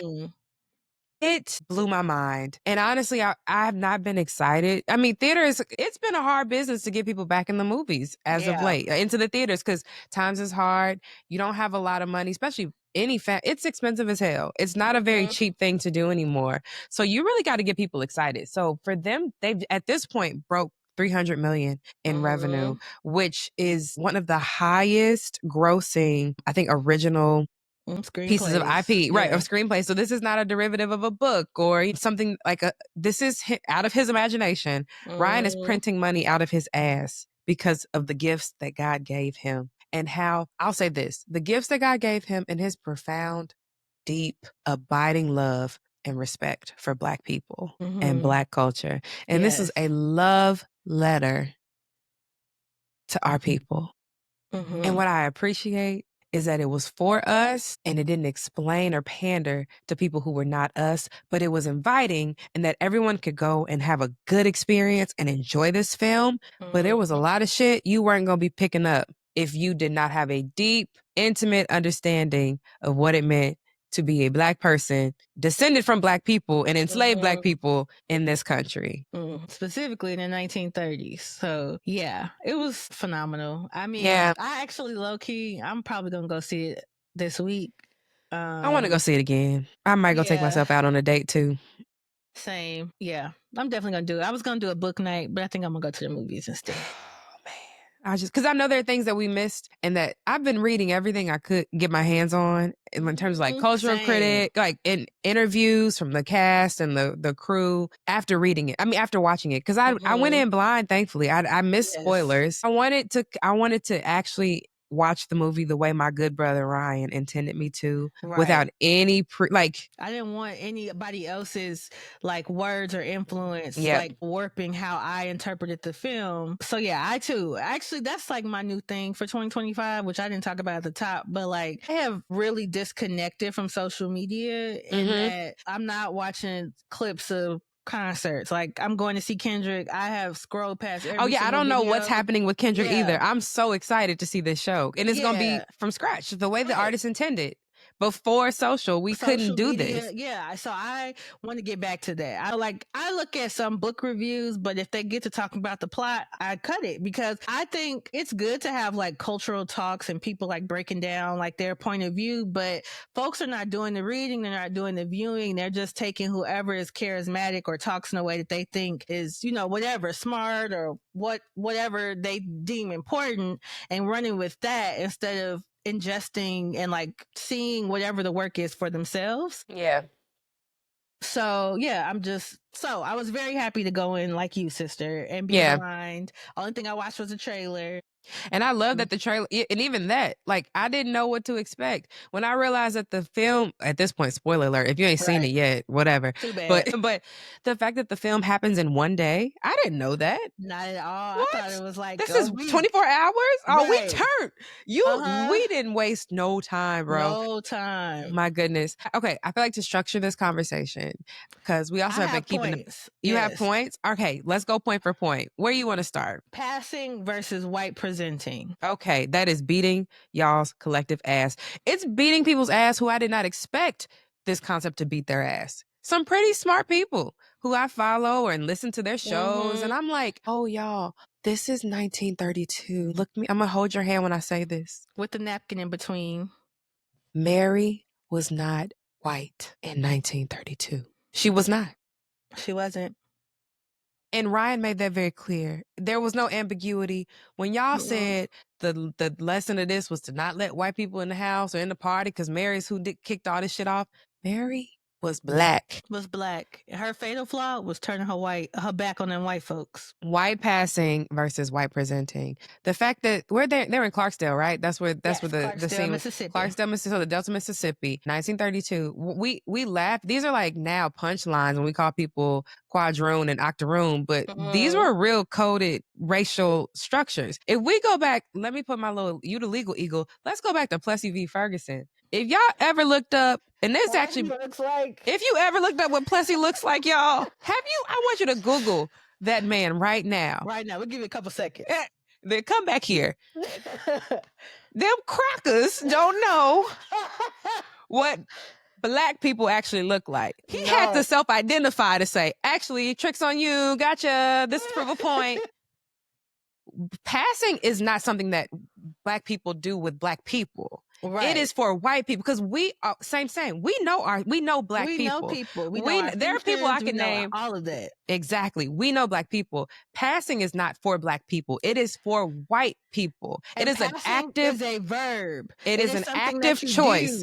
Yes. So when we are introduced to Mary on the Negro platform on the train, because in Clarksdale, Mississippi, her ass is black.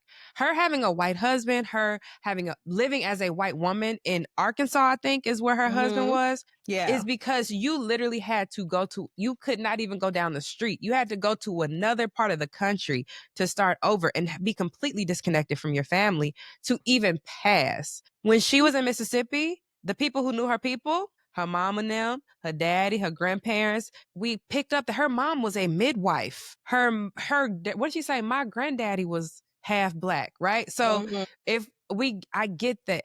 It's almost funny to think about a person who is has that level of heritage currently, and think about them having children together. Steinfeld.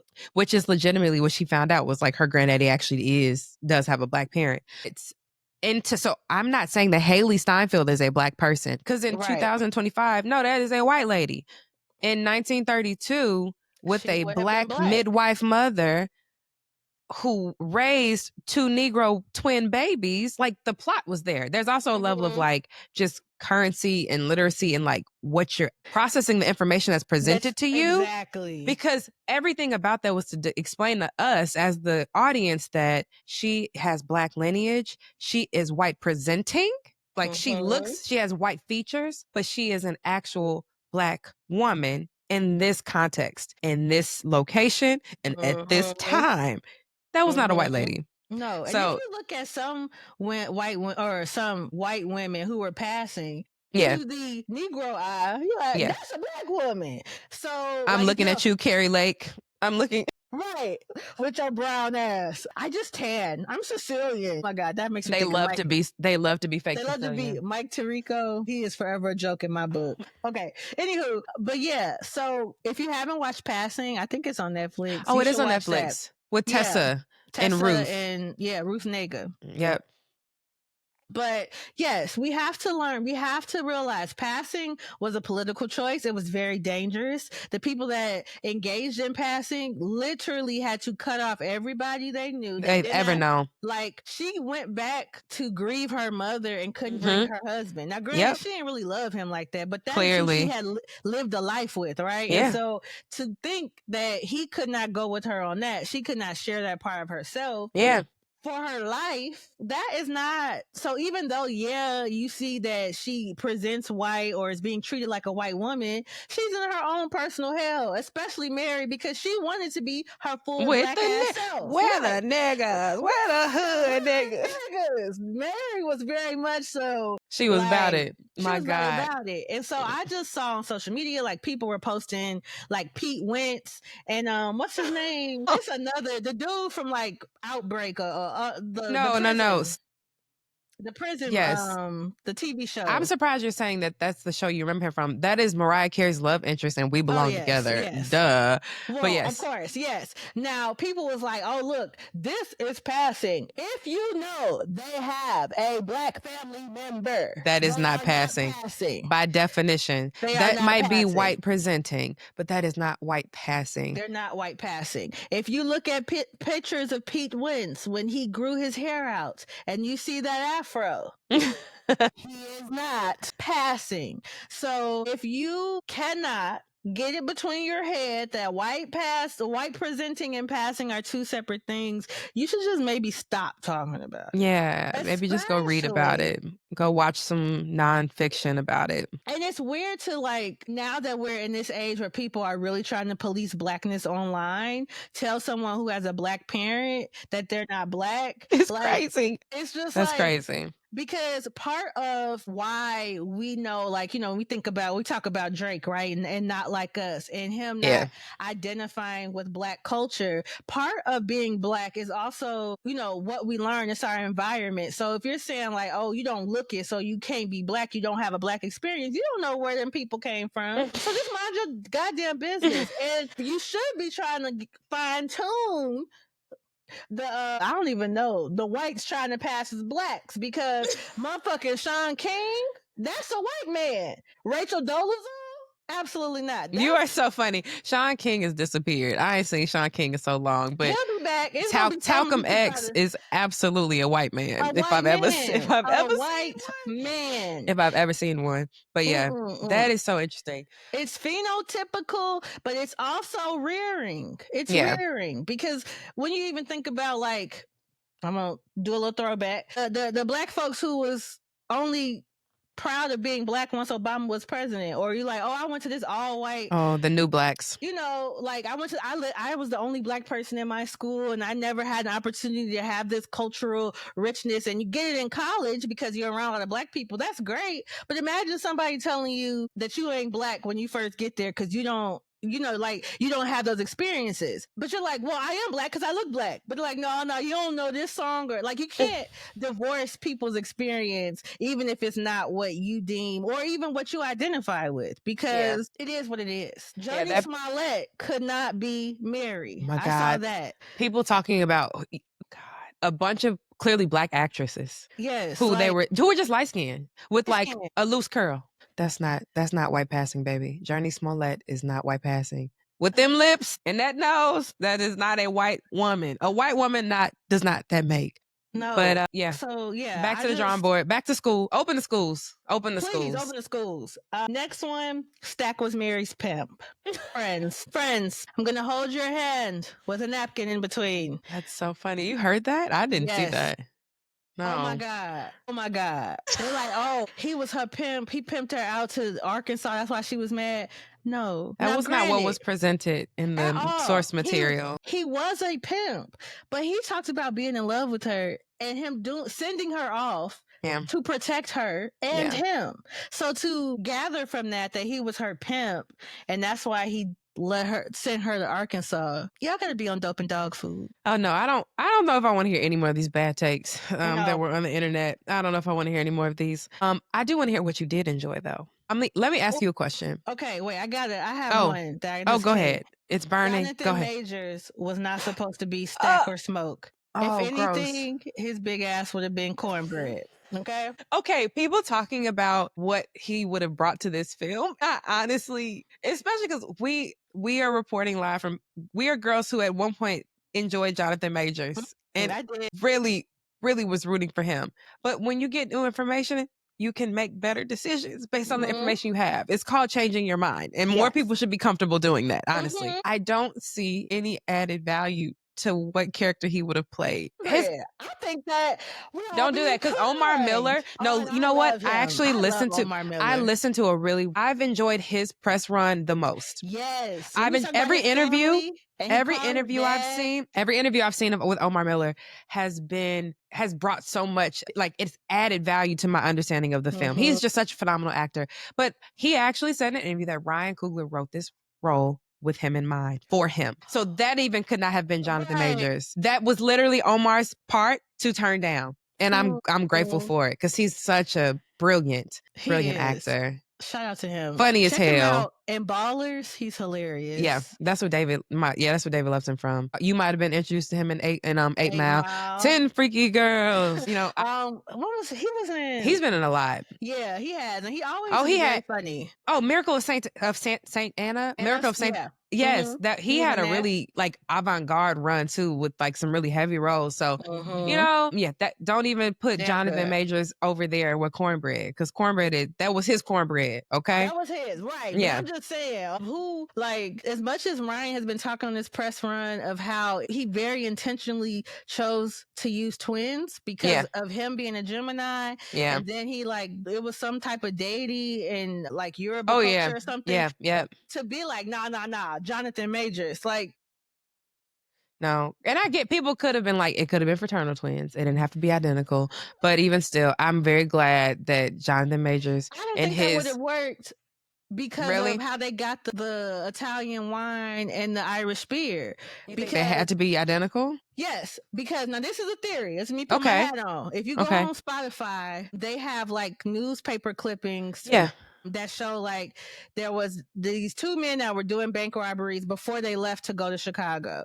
And then they show like that the Italian and Irish mobs were warring. Yeah. But there's a picture. So you see Smoke with the Italians and you see Stack or whatever with the Irish. They did not, those people did not know they were twins. So when the stealing happened, because there was one there, they're like, oh, he was here. That nigga didn't take it. So they were able to get away with turning the mob on each other because they were each other's alibi. That's fucking brilliant. Ryan, you turned this on, brother. You turned this on. That mind was working, baby. Okay, Yeah, love that. so- Okay, so yes, yeah, I Jonathan really- Majors, yeah, they were- you stay home, and I hope everything you touch turns to ash until you do right by women and the people in your life. And Yes. I don't have nothing else to say about you. You're at home for a reason, and on doing the Zeus Network circuit, where that's whatever. Anyway, back to Ryan, who loves Black people and Yes. sees us as these And full. horror. Wait, I he didn't loves know that horror. He loved horror movies. Yeah, It makes sense because directors be weird, man. Yeah, I get it. And this is not me being anti. I just be like, oh, I'm a little scary, but I do be watching horror movies sometimes. No, it's some that I can't watch if it's too gory or if it's too much devil shit. Yeah, I can't especially watch it. the devil shit, which is why. Okay, let me ask you this: did you cry at all in this film while watching this film? Yes, I cried when Sam during the scene, the big scene where they brought all the genres together. Yeah, the dance scene. I mean, the music scene. Yes, when he hit that note. That's why you've been singing that song all day. Yes, probably. She's been singing the Sammy song. Shout out to Raphael freaking Sadiq. Yes. Oh my God. And Miles Caton, baby boy. I mean, oh God, we didn't even get to him because I thank God that her encouraged him to read for this. Shout out to Gabriella. His voice sounds ancestral. His speaking voice is unlike, because it shouldn't come out of a body like that, right? So I'd be like, he's 20, right? Because I'm like, you sound like a grown man. Yeah, he sounds like a man who done lived, who has lived a life. It was just, oh my goodness. Okay, the dancing scene. The dancing scene. That makes sense that you would have cried there. Do you want to just pause to talk about that scene for a moment? Yeah, sure. I ain't never seen no shit like that in my life. Never. First of all, Ryan, you had stuff coming from different areas. Yes. Like, I do not, to envision it is one thing, because I think I'm a very creative person. I could have conceptually, that is some shit I honestly would dream about. But to actually figure out how to put it on film and to create it and to have the music and the technology and not even just the tech, because you shot that was one continuous shot to get the right people together to even be able to bring your vision to life. Bro, you're not of this world. Nobody is seeing you. At all. This brilliant Black man with his stupid mustache. Hopefully his next era, he'll cut that off. Yeah, he needs to cut that shit off. I also think it's make him like talk weird. He hold his mouth kind of funny when he's talking because of this beard, this mustache. I think he's trying to put on a little weight so his jaw's not as chiseled. So I feel like he'd be like smizing. Oh, I love. They might be maybe in solidarity with his wife because her beautiful self is pregnant. That baby should be here by now. Zenzi. Did you see her? Side note: the pearl piece she wore. It the was Met like Gala? pearls. No. It was like on the press tour, but it had rubies on it, and it was like dripped down like it was like she got bitten by a vampire. Fierce, sickening, love it. One of a kind. I'm like, damn, that couple. They are string some stuff together myself. They are another. We don't know these people. And we can have a whole episode around parasocial relationships. We don't know them. But from what I observe and the way he speaks about his wife and the way she speaks about her husband, they are absolutely goals. Hell yeah. My God. A creative team who has nothing but mutual respect and admiration for each other. And I loved all throughout this press tour. He, like, people keep asking him stuff, and he's always like, well, my wife, he's bringing her into the conversation and giving her opportunity to speak. And I mean, she is amazing in her own right, but I think that it's so beautiful that he is open to sharing that moment. And he recognizes that he should, because she is just as much a part of this movie as he is. Yes, so, they are a team. They are a team in every stretch of the word. So dancing. Love this being the almost climax of the show, of the It of the definitely movie. Yeah. of the movie, yeah. It's But like Ryan could when it turned up, like yeah. after that Oh my part. God. Yeah. I was so moved. I didn't cry. Ryan, I would say no notes, but you could have kept them Crip Walkers out of that scene. Personally, as for me in my house, did not necessarily need them to have representation. Maybe some Chicago niggas from the low ends who was footworking, or some girls Perhaps. who was bobbing their back down, maybe. But the Crip walking, I was like, I know you're That a was Cali his nigga, little, but I get it. yeah. But I was like, I don't know if I feel But connected then it to was like, that why you as ain't do a blood walk? Why couldn't you do both? well, Um, but otherwise, perfection. Perfection. Perfection. The music, I like the imagery of him, like the roof is on It fire. was Like that was great. But just seeing the different cultural dances, which side note, I know we moved on to what we like, but the fact that he had the Chinese dancers in there too shows that Grace was not an op. Like you might see another she had bad some take. activity, right? Another bad take that Grace was like A not traitor. actually down. Right, Yeah. she That's not shouldn't have been there. Like Bo was the one because he worked the black store, so that's why he liked black people. But she didn't like black people because she was on and the that's white not it side. at all. No, she was a Yeah. mom. That was Yeah. really just And this like is a vampire movie. Somebody has to act. We have to actually move the plot along. right, Somebody has to invite they asses in. And I think he did it with a level of care that gave her us great again, an informed, right. smart, intelligent viewer would understand, Mm-hmm. okay, this is not her disregarding the community she's built. She's saying, y'all, we gonna be living in fear for the rest of our if we don't take care of these niggas right now, they're about to We're go gonna into be in this town. building We for the gonna rest of be in our this building life. for right. They gonna come back again. Okay, fine. They go away in the daytime. Then what we gonna do tomorrow night? And the night after that. Mm-hmm. And they said they gonna get my baby. Man, Sorry. motherfuckers, I felt her. I think gonna Yeah, lie. so Now, Grace, granted, yeah, but now it's funny because the actress who played her, I think her name is like Lee Jun. I don't couldn't know. tell you, girl. Anywho, on her press run, she was talking about when she initially got the script, Ryan just had her be like, you know what, I'm tired of this shit. Come in. She Yeah. said, no. We need to rewrite this because people are going to be upset with me. And I Yeah. want there to be like a little bit more like, Of so a people reason. can, right, so they can grasp. Because for him, it was like, it's clear. This is why she's And doing this that. is why you're smart, Ryan, and the rest of the world, most of us are not. I am, No. but most of them are not. Right. Yeah. And it was like, Yeah. And even naming her Grace, come on, baby. Everything was right. Come intentional with on. this man. Everything. Come Everything was on. intentional. Come Oh on.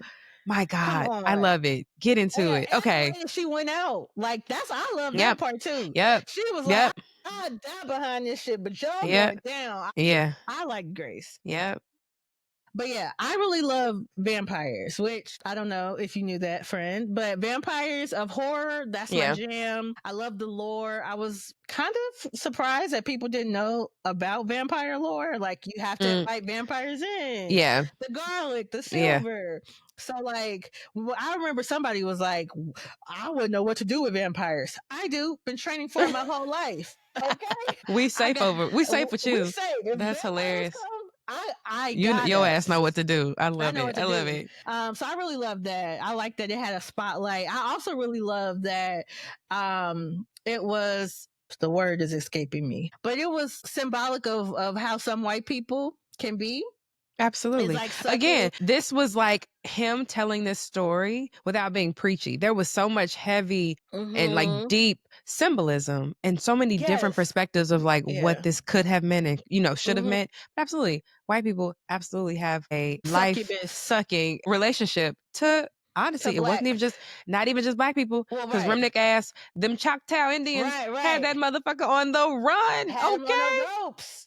Had him on the ropes. I really like that he was like a fallen angel too. I know that there's like different things, but like so fucking good how he was entered in the scene. Oh my God. it was how he just entered in the like, scene. He was the devil. he was the devil. He was the devil. And that gets me to, okay, I did not cry in the dancing scene. Okay, I did not cry because I was laughing a little bit. My mama, it had activated her vertigo, and so you're so rude. Oh my God! But no, because I was like in awe. So like the chills, once I start getting chills, that's when I start crying. So I had the tears welling, and then I turned. My mom was like, "Oh shit!" So I'm trying to cover her, and then I started busting up laughing, but I was crying at the same time. It was great. I only cried at the very end when Preacher Boy was leaving town. Yeah, No, no. okay. That was This was actually when alright, okay. when Preacher Boy was leaving town and he was clutching that guitar, Yeah. because what do you mean lay it down? When Saul, or his daddy's real name Saul, and Right. that was great casting too. When Excellent. he said, "Put it down," I just beat the devil's ass with this Yes. guitar, Okay. okay? This is my power. God gave me this. And you talking about some drop it. This is my light. And the fact that at the end he's He singing sang this little light of mine, I'm gonna let it shine. I'm just like,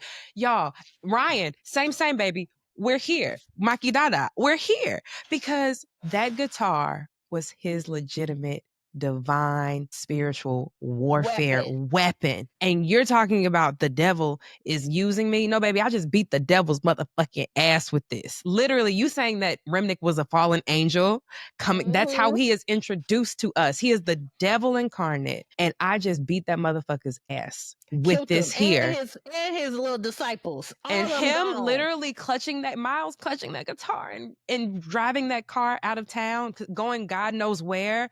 I was like, this is where the tears This is come. where I lose This it. is where I lose it.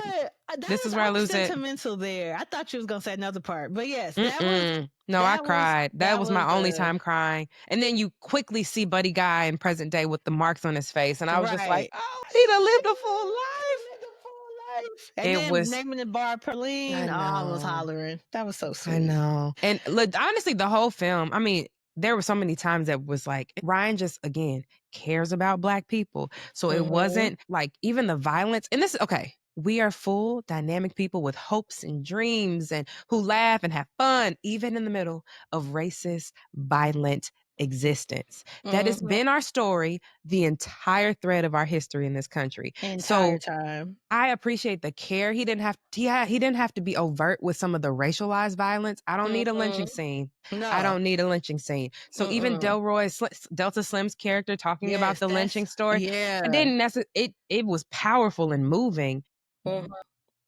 but because it wasn't overt and like just having them like the sound underneath, like when he was going through the sound editing was amazing. It put like, you there without having to yeah. viscerally see that, because there's like a respect and a reverence for Black life that I don't have to re-traumatize you in that way for you to understand what the story is.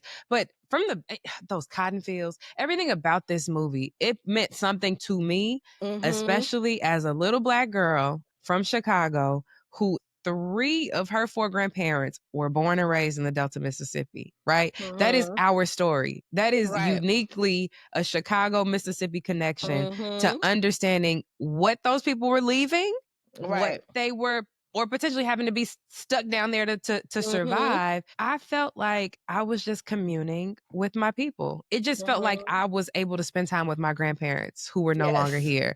It made me sad that I couldn't talk to them about the movie and ask questions, because I'm like, in the setting and in the time, they were all living. They were all alive when this film was set and had their own stories about sharecropping, and that I have heard firsthand, had their own stories about people who, was down to the juke.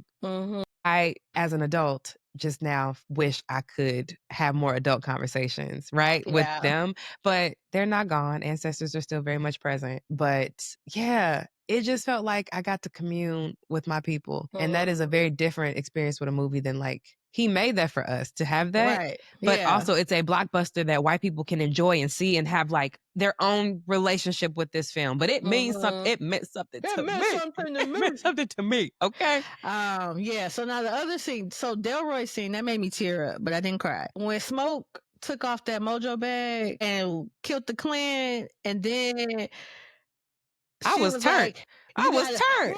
Right. Now I wasn't crying then, but okay. I like the aggression. I like the violence. So it's like, yeah, I bet it did something to you. So yeah, I like that part. But once he was hit, I realized like that's why he took off the mojo bag. So then I started like my emotions started going, because he knew, even though he ain't fully believe in hoodoo, he wasn't risking taking that mojo bag off. But when he had decided he was ready to die and go be with Annie and his baby, he took that mojo bag off. And so when he was coming in and out of like, oh my God, that was so beautifully freaking filmed. Beautiful. And when she said, you gotta leave that smoke behind. Oh. And he no, she said, I don't want you. She said, I don't want you to get none of that something. smoke on this baby. And I didn't even realize until a Woomy interview that I listened to about Mhm. her delivery of that line, I'm thinking of like the smoke from his cigar, No. right? She Not wanted him, the Elijah. persona. I Yes. want Elijah, I not want smoke. Elijah. I knew immediately when she said that, so I was Girl, done. I was girl, done. this is also a Woomy Stan account. If Yes, you've not very much already so. Very much fucking so. the way that Ryan wrote the women characters with such tenderness Deep and respect intention, and deep like respect, they were wholeness. You can fully tell that he was raised. well-rounded. You can Oh. tell that this man, and the fact that none of this, there was sexuality and there was sex and sex appeal and sexuality and Mhm. sensuality. We talking I'm about finna eaters. use that line. Everybody got ate. What? She said your body ain't Your forget body ain't me. forget me, and delivered Add it this to my in list. Creole. Hello. But the fact that we didn't get any, like, it wasn't a lot of overt nudity. You know, a lot of directors get gratuitous when it comes to the violence. They get gratuitous when it comes to sex scenes. We didn't have any, like, the respect that he had for the woman character, the women characters in this film. You can tell that this man comes from love, is very much secure in his manhood, Yes. comes from a strong mother, and has respect for a strong wife. You know, it again, don't tell me nothing bad about Ryan Coogler. I don't want to hear it. I don't believe you. Get away from me with that, Apollo. I don't want to hear it. Get away from me with this. I can't. I won't believe it. Yeah, But my for God. sure. Yeah, Annie's character was incredible. And yeah, She to get that was. smoke out, I don't want to get the smoke on her. Yeah, when Girl. she said that, that was a wrap because I'm like, what's up? Yeah, I was done for her. I was Oh done for my her. God. I know desiring the vulnerable side of men and like them not wanting to give that up. Oh Yeah. God. My goodness. And him wanting to be with his family so bad, he left his brother. Yeah, He left. yeah, I just that did it for me.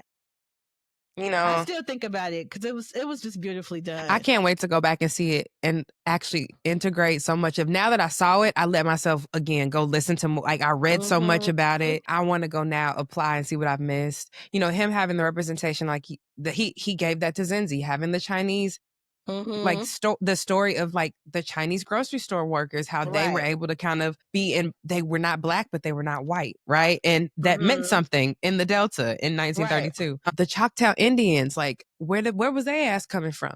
Because they had that motherfucker on the ropes. Like, exactly. oh my goodness. It was such an intense, suspenseful, brilliant, beautiful, but fun ass movie. And let's get to Remnick was funny as hell. That motherfucker. Well, he said, I'm walking away slow. In case you change your mind. In case you change your mind. Yo, they casted the hell out of that man's role because he was a villain and he was every bit of a devil and a demon and a vampire, but he was fun. He said, ooh, a racist. I'm not one of those people. But low-key, when he was like, what's her white ass doing in there? He was funny as hell. He was so funny. Again, I will say this was busted up laughing. Yeah, that shit. That little hoedown out there was funny. But them crackers would have had gone from around my juke joint with all of that. I wouldn't have tolerated none of that nonsense. Pop the truck like Annie said. Then okay, and like I ain't gonna get these haints out of here. Yeah, I would have. Oh yes, and that's my closing. But so I won't go to Hanks. But yeah. Well, the one thing I will say is that was also a very loaded character. What that said, Remnick to me was giving a little bit of Jim Jones, Jonestown. Absolutely. You know, very much like this, especially his play on the equality.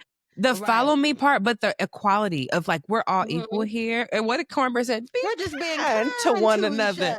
It very much was giving that equality, apostolic socialism, colorblind nonsense that had them black people in Jonestown dead by the trunk load, right? Like, which is so drinking the Kool-Aid, which is really sad because it's like, oh, what you're saying at face value is exactly what we want in this society. And there are people who are very much more vulnerable to buy into the allure of that, not understanding the like depravity that's under what is the trade-off, right? So that was that. I had to sit with that for a little bit as well because a lot of those people came out of California too, right? Like a lot of the folks who actually died in Jonestown. It was Remnick's character was very on the, of course, the very surface takeaway is like white people bad, right? Bloodsuckers, leeches. Don't let them in. They will come and be, they will come violate and suck. They will ruin your life. It's like, yes, and there is also some like depth to it that I was excited to kind of wrestle with. Right. It showed that, you know, how not all white people, right? But it kind of, because he had the experience of colonization, right? And he was like, I'm not racist. Hell no. You know, so it was like, although he still had those same types of like white supremacist ideals and like, I can take from you, but in his world, we're all going to be together, but I want your gifts. Oh my God. Exactly. Instead of like, you belong to me. This is, God told me that I'm supposed to have dominion over y'all because I'm white. Oh my God. When that bitch started saying the Lord's Prayer too, I was in my seat like, oh, the devil know the Bible. We know that much. The devil knows the word. I know. It was, oh, that thing was good. Yeah, he said, yeah, they taught us this too when they came over. So I was just like, it shows Remnick was scared. That was a scary motherfucker. That was scary. It was some scary shit. So to me, it also showed like how white supremacy and fucks us all, right? Because like he was trapped in his own personal hell, and like I get it, he was just trying to see his people again, right? He wanted Sammy's voice so his ancestors could come back because he was stuck in hell. But now you're gonna damn all these black people to hell. Yep. You know, and I just, I that's what my biggest thing was taken away from it, because there are white people who are not racist, right? That don't feel like, they know that racism is bad. They will shout it down, but they don't see how maybe some of their actions might perpetuate those same type of ideals. Yes. Because that's like a default. Like, this is how the world works for white people. And so you might not recognize like, oh, this could be something that I only get to do because I'm white, right? Yep. And that's some white people can be very oblivious to that. Yes. Which was why I saw this one girl who said she was crying the whole time after she watched it because she felt terrible because of how awful Remnick was. And it was just like, that's your prerogative, baby. I was laughing at Remnick. But like, if all you got out of that was to be sad instead of a challenge to like... Yes, an action. To take it from awareness to action. Exactly. To action. Because it's like, you ain't no goddamn Irish vampire.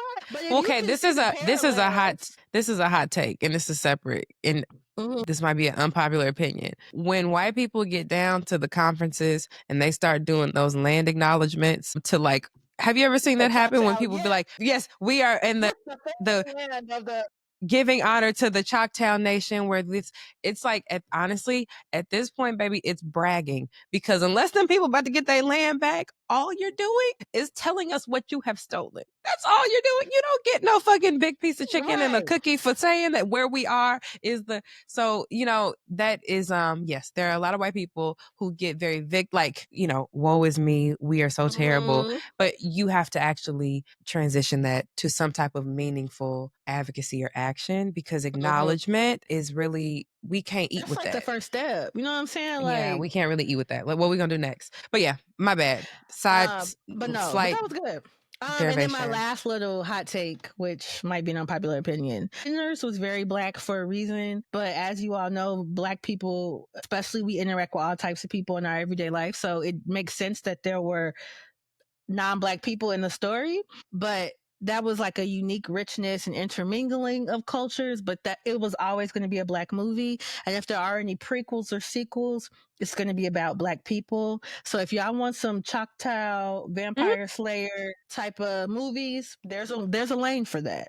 But please don't say we want a Sinners prequel. We want it to all be about the Choctaw Indians. Or we want to know about Remnick's background. I don't. He done told us all we needed to know in them little clips. He was in Ireland. He was in Ireland. He was in Ireland.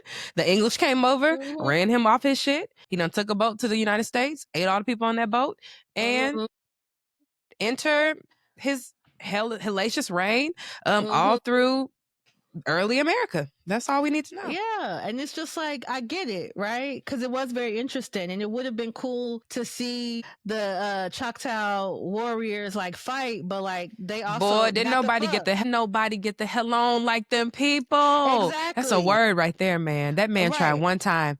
I think you let a very dangerous man in your house. All right, ma'am. Good night. Y'all Good take night. care. Only thing they could have did was go warn the black people in town. But other than that, if you want to see a deleted scene for that, fine. But don't be trying to push Ryan Coogler to make no movies for all these different groups and stuff when you know that his purpose is to celebrate and highlight black culture and black people. I think it's disrespectful. I'm gonna let y'all slide and say that y'all are just excited and you just want to build the world. But it's gonna be if it's any prequels or sequels, that's gonna be a like plot C. It's not gonna be the full I don't even know I don't know. I wonder if Ryan will make this into a universe. I think this is a one and done. Like, why not end on top? He has other shit he's making anyway. Denzel done already spilled the beans. He gonna be in Black Panther 3 or whatever. Like, he's making the X-Files remake. Yeah. So he don't have to. He can. His brilliance is making room. His gift is making room for him. Which is what. That's all you could hope as a creative. That's the best that you could absolutely hope for yourself. So blessings to him, that Black king and his beautiful queen. May they live long and prosper and continue making art that make us think and ask questions and challenge ourselves and to grow as a culture. I am very grateful that he is a culture shifter and creator in our time, because there's a lot of degeneracy and a lot of anti-intellect that is like rampant. So for him to be so brilliant and that brilliance to be celebrated and not clowned or, oh, look at you and your big words. Like, no, he put so much care into this and it's being honored across the world. You can make media around Black people and tell Black stories, and the world is going to be able to connect and understand. So love it. This was our Bridge and Breakdown segment for the season 2 opener. We could not think of any better way than to talk about Do You Know Your History? Because we do over here, and we're readers. Absolutely do. So stuff we don't know, we're going to go ask the questions, because blessed are those who ask the questions, okay? Hello. In that same spirit of being curious and learning more about your history, some of the big topics that hoodoo, there was a lot. I ain't gonna go into all the people talking about witchcraft and stuff, but it's okay to learn. Oh my God, I wish you bitches would shut up. Cause Lord, I'm a church baby, but this you get down to the AMC screaming and hollering and carrying on in some of these theaters. I had to leave. No, and some people are actually getting up trying to be evangelicals, evangelizing to the people. Yeah. In the way I'm calling security. The reason why Sammy had a bad life is because he turned away from God. Is that what you got on it? That's not what you got. That. Okay, yeah. We're getting off track. I'm sorry.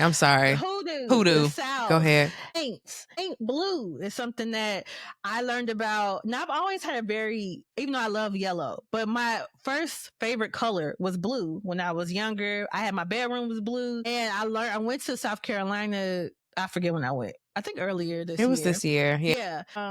And then we saw like the slaves quarter, and this I guess it was a plantation, but it was like they made it into a museum now, but they still had the original paint.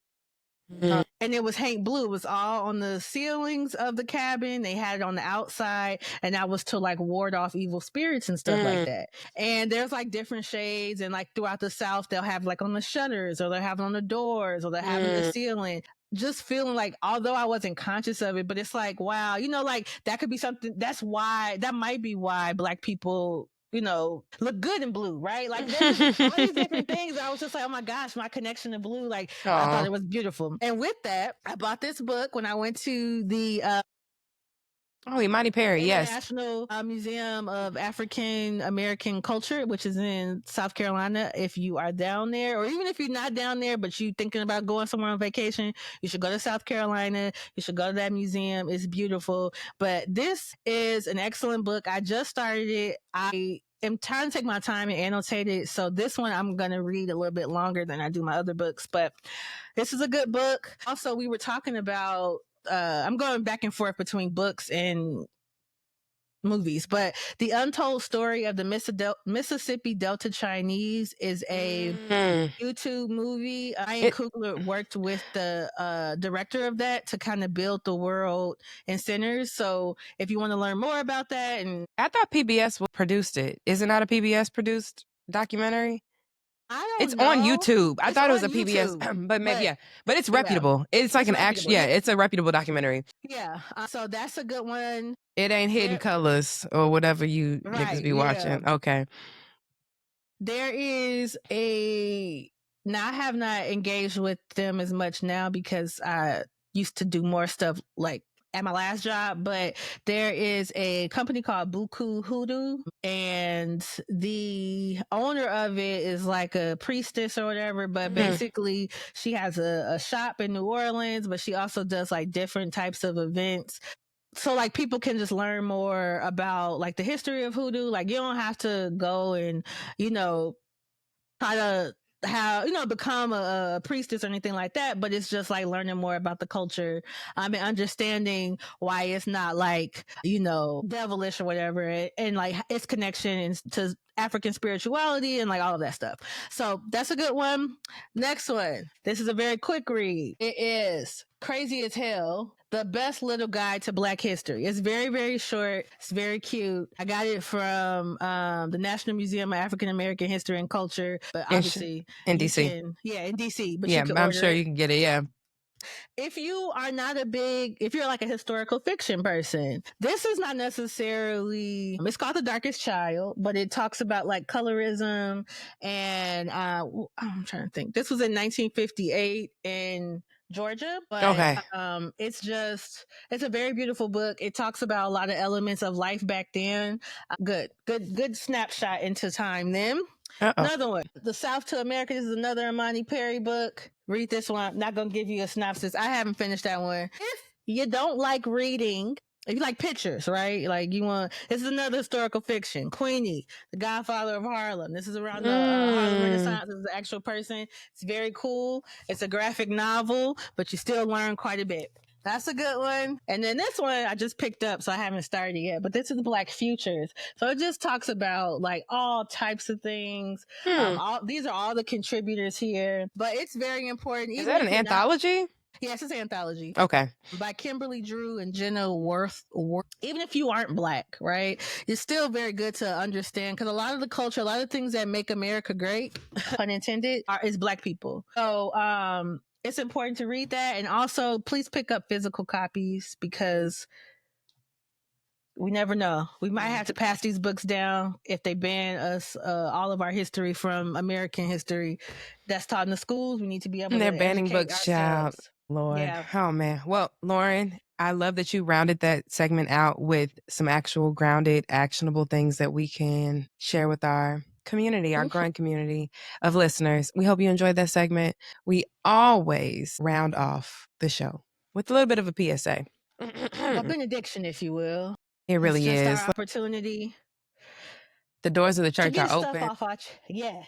And Absolutely. we're releasing some stuff that we feel like needs to be said. Yeah, just like we said at the top of the show, emotions, you feel them, they move on, but you have to acknowledge them. So, do you want to start or do you want me to start?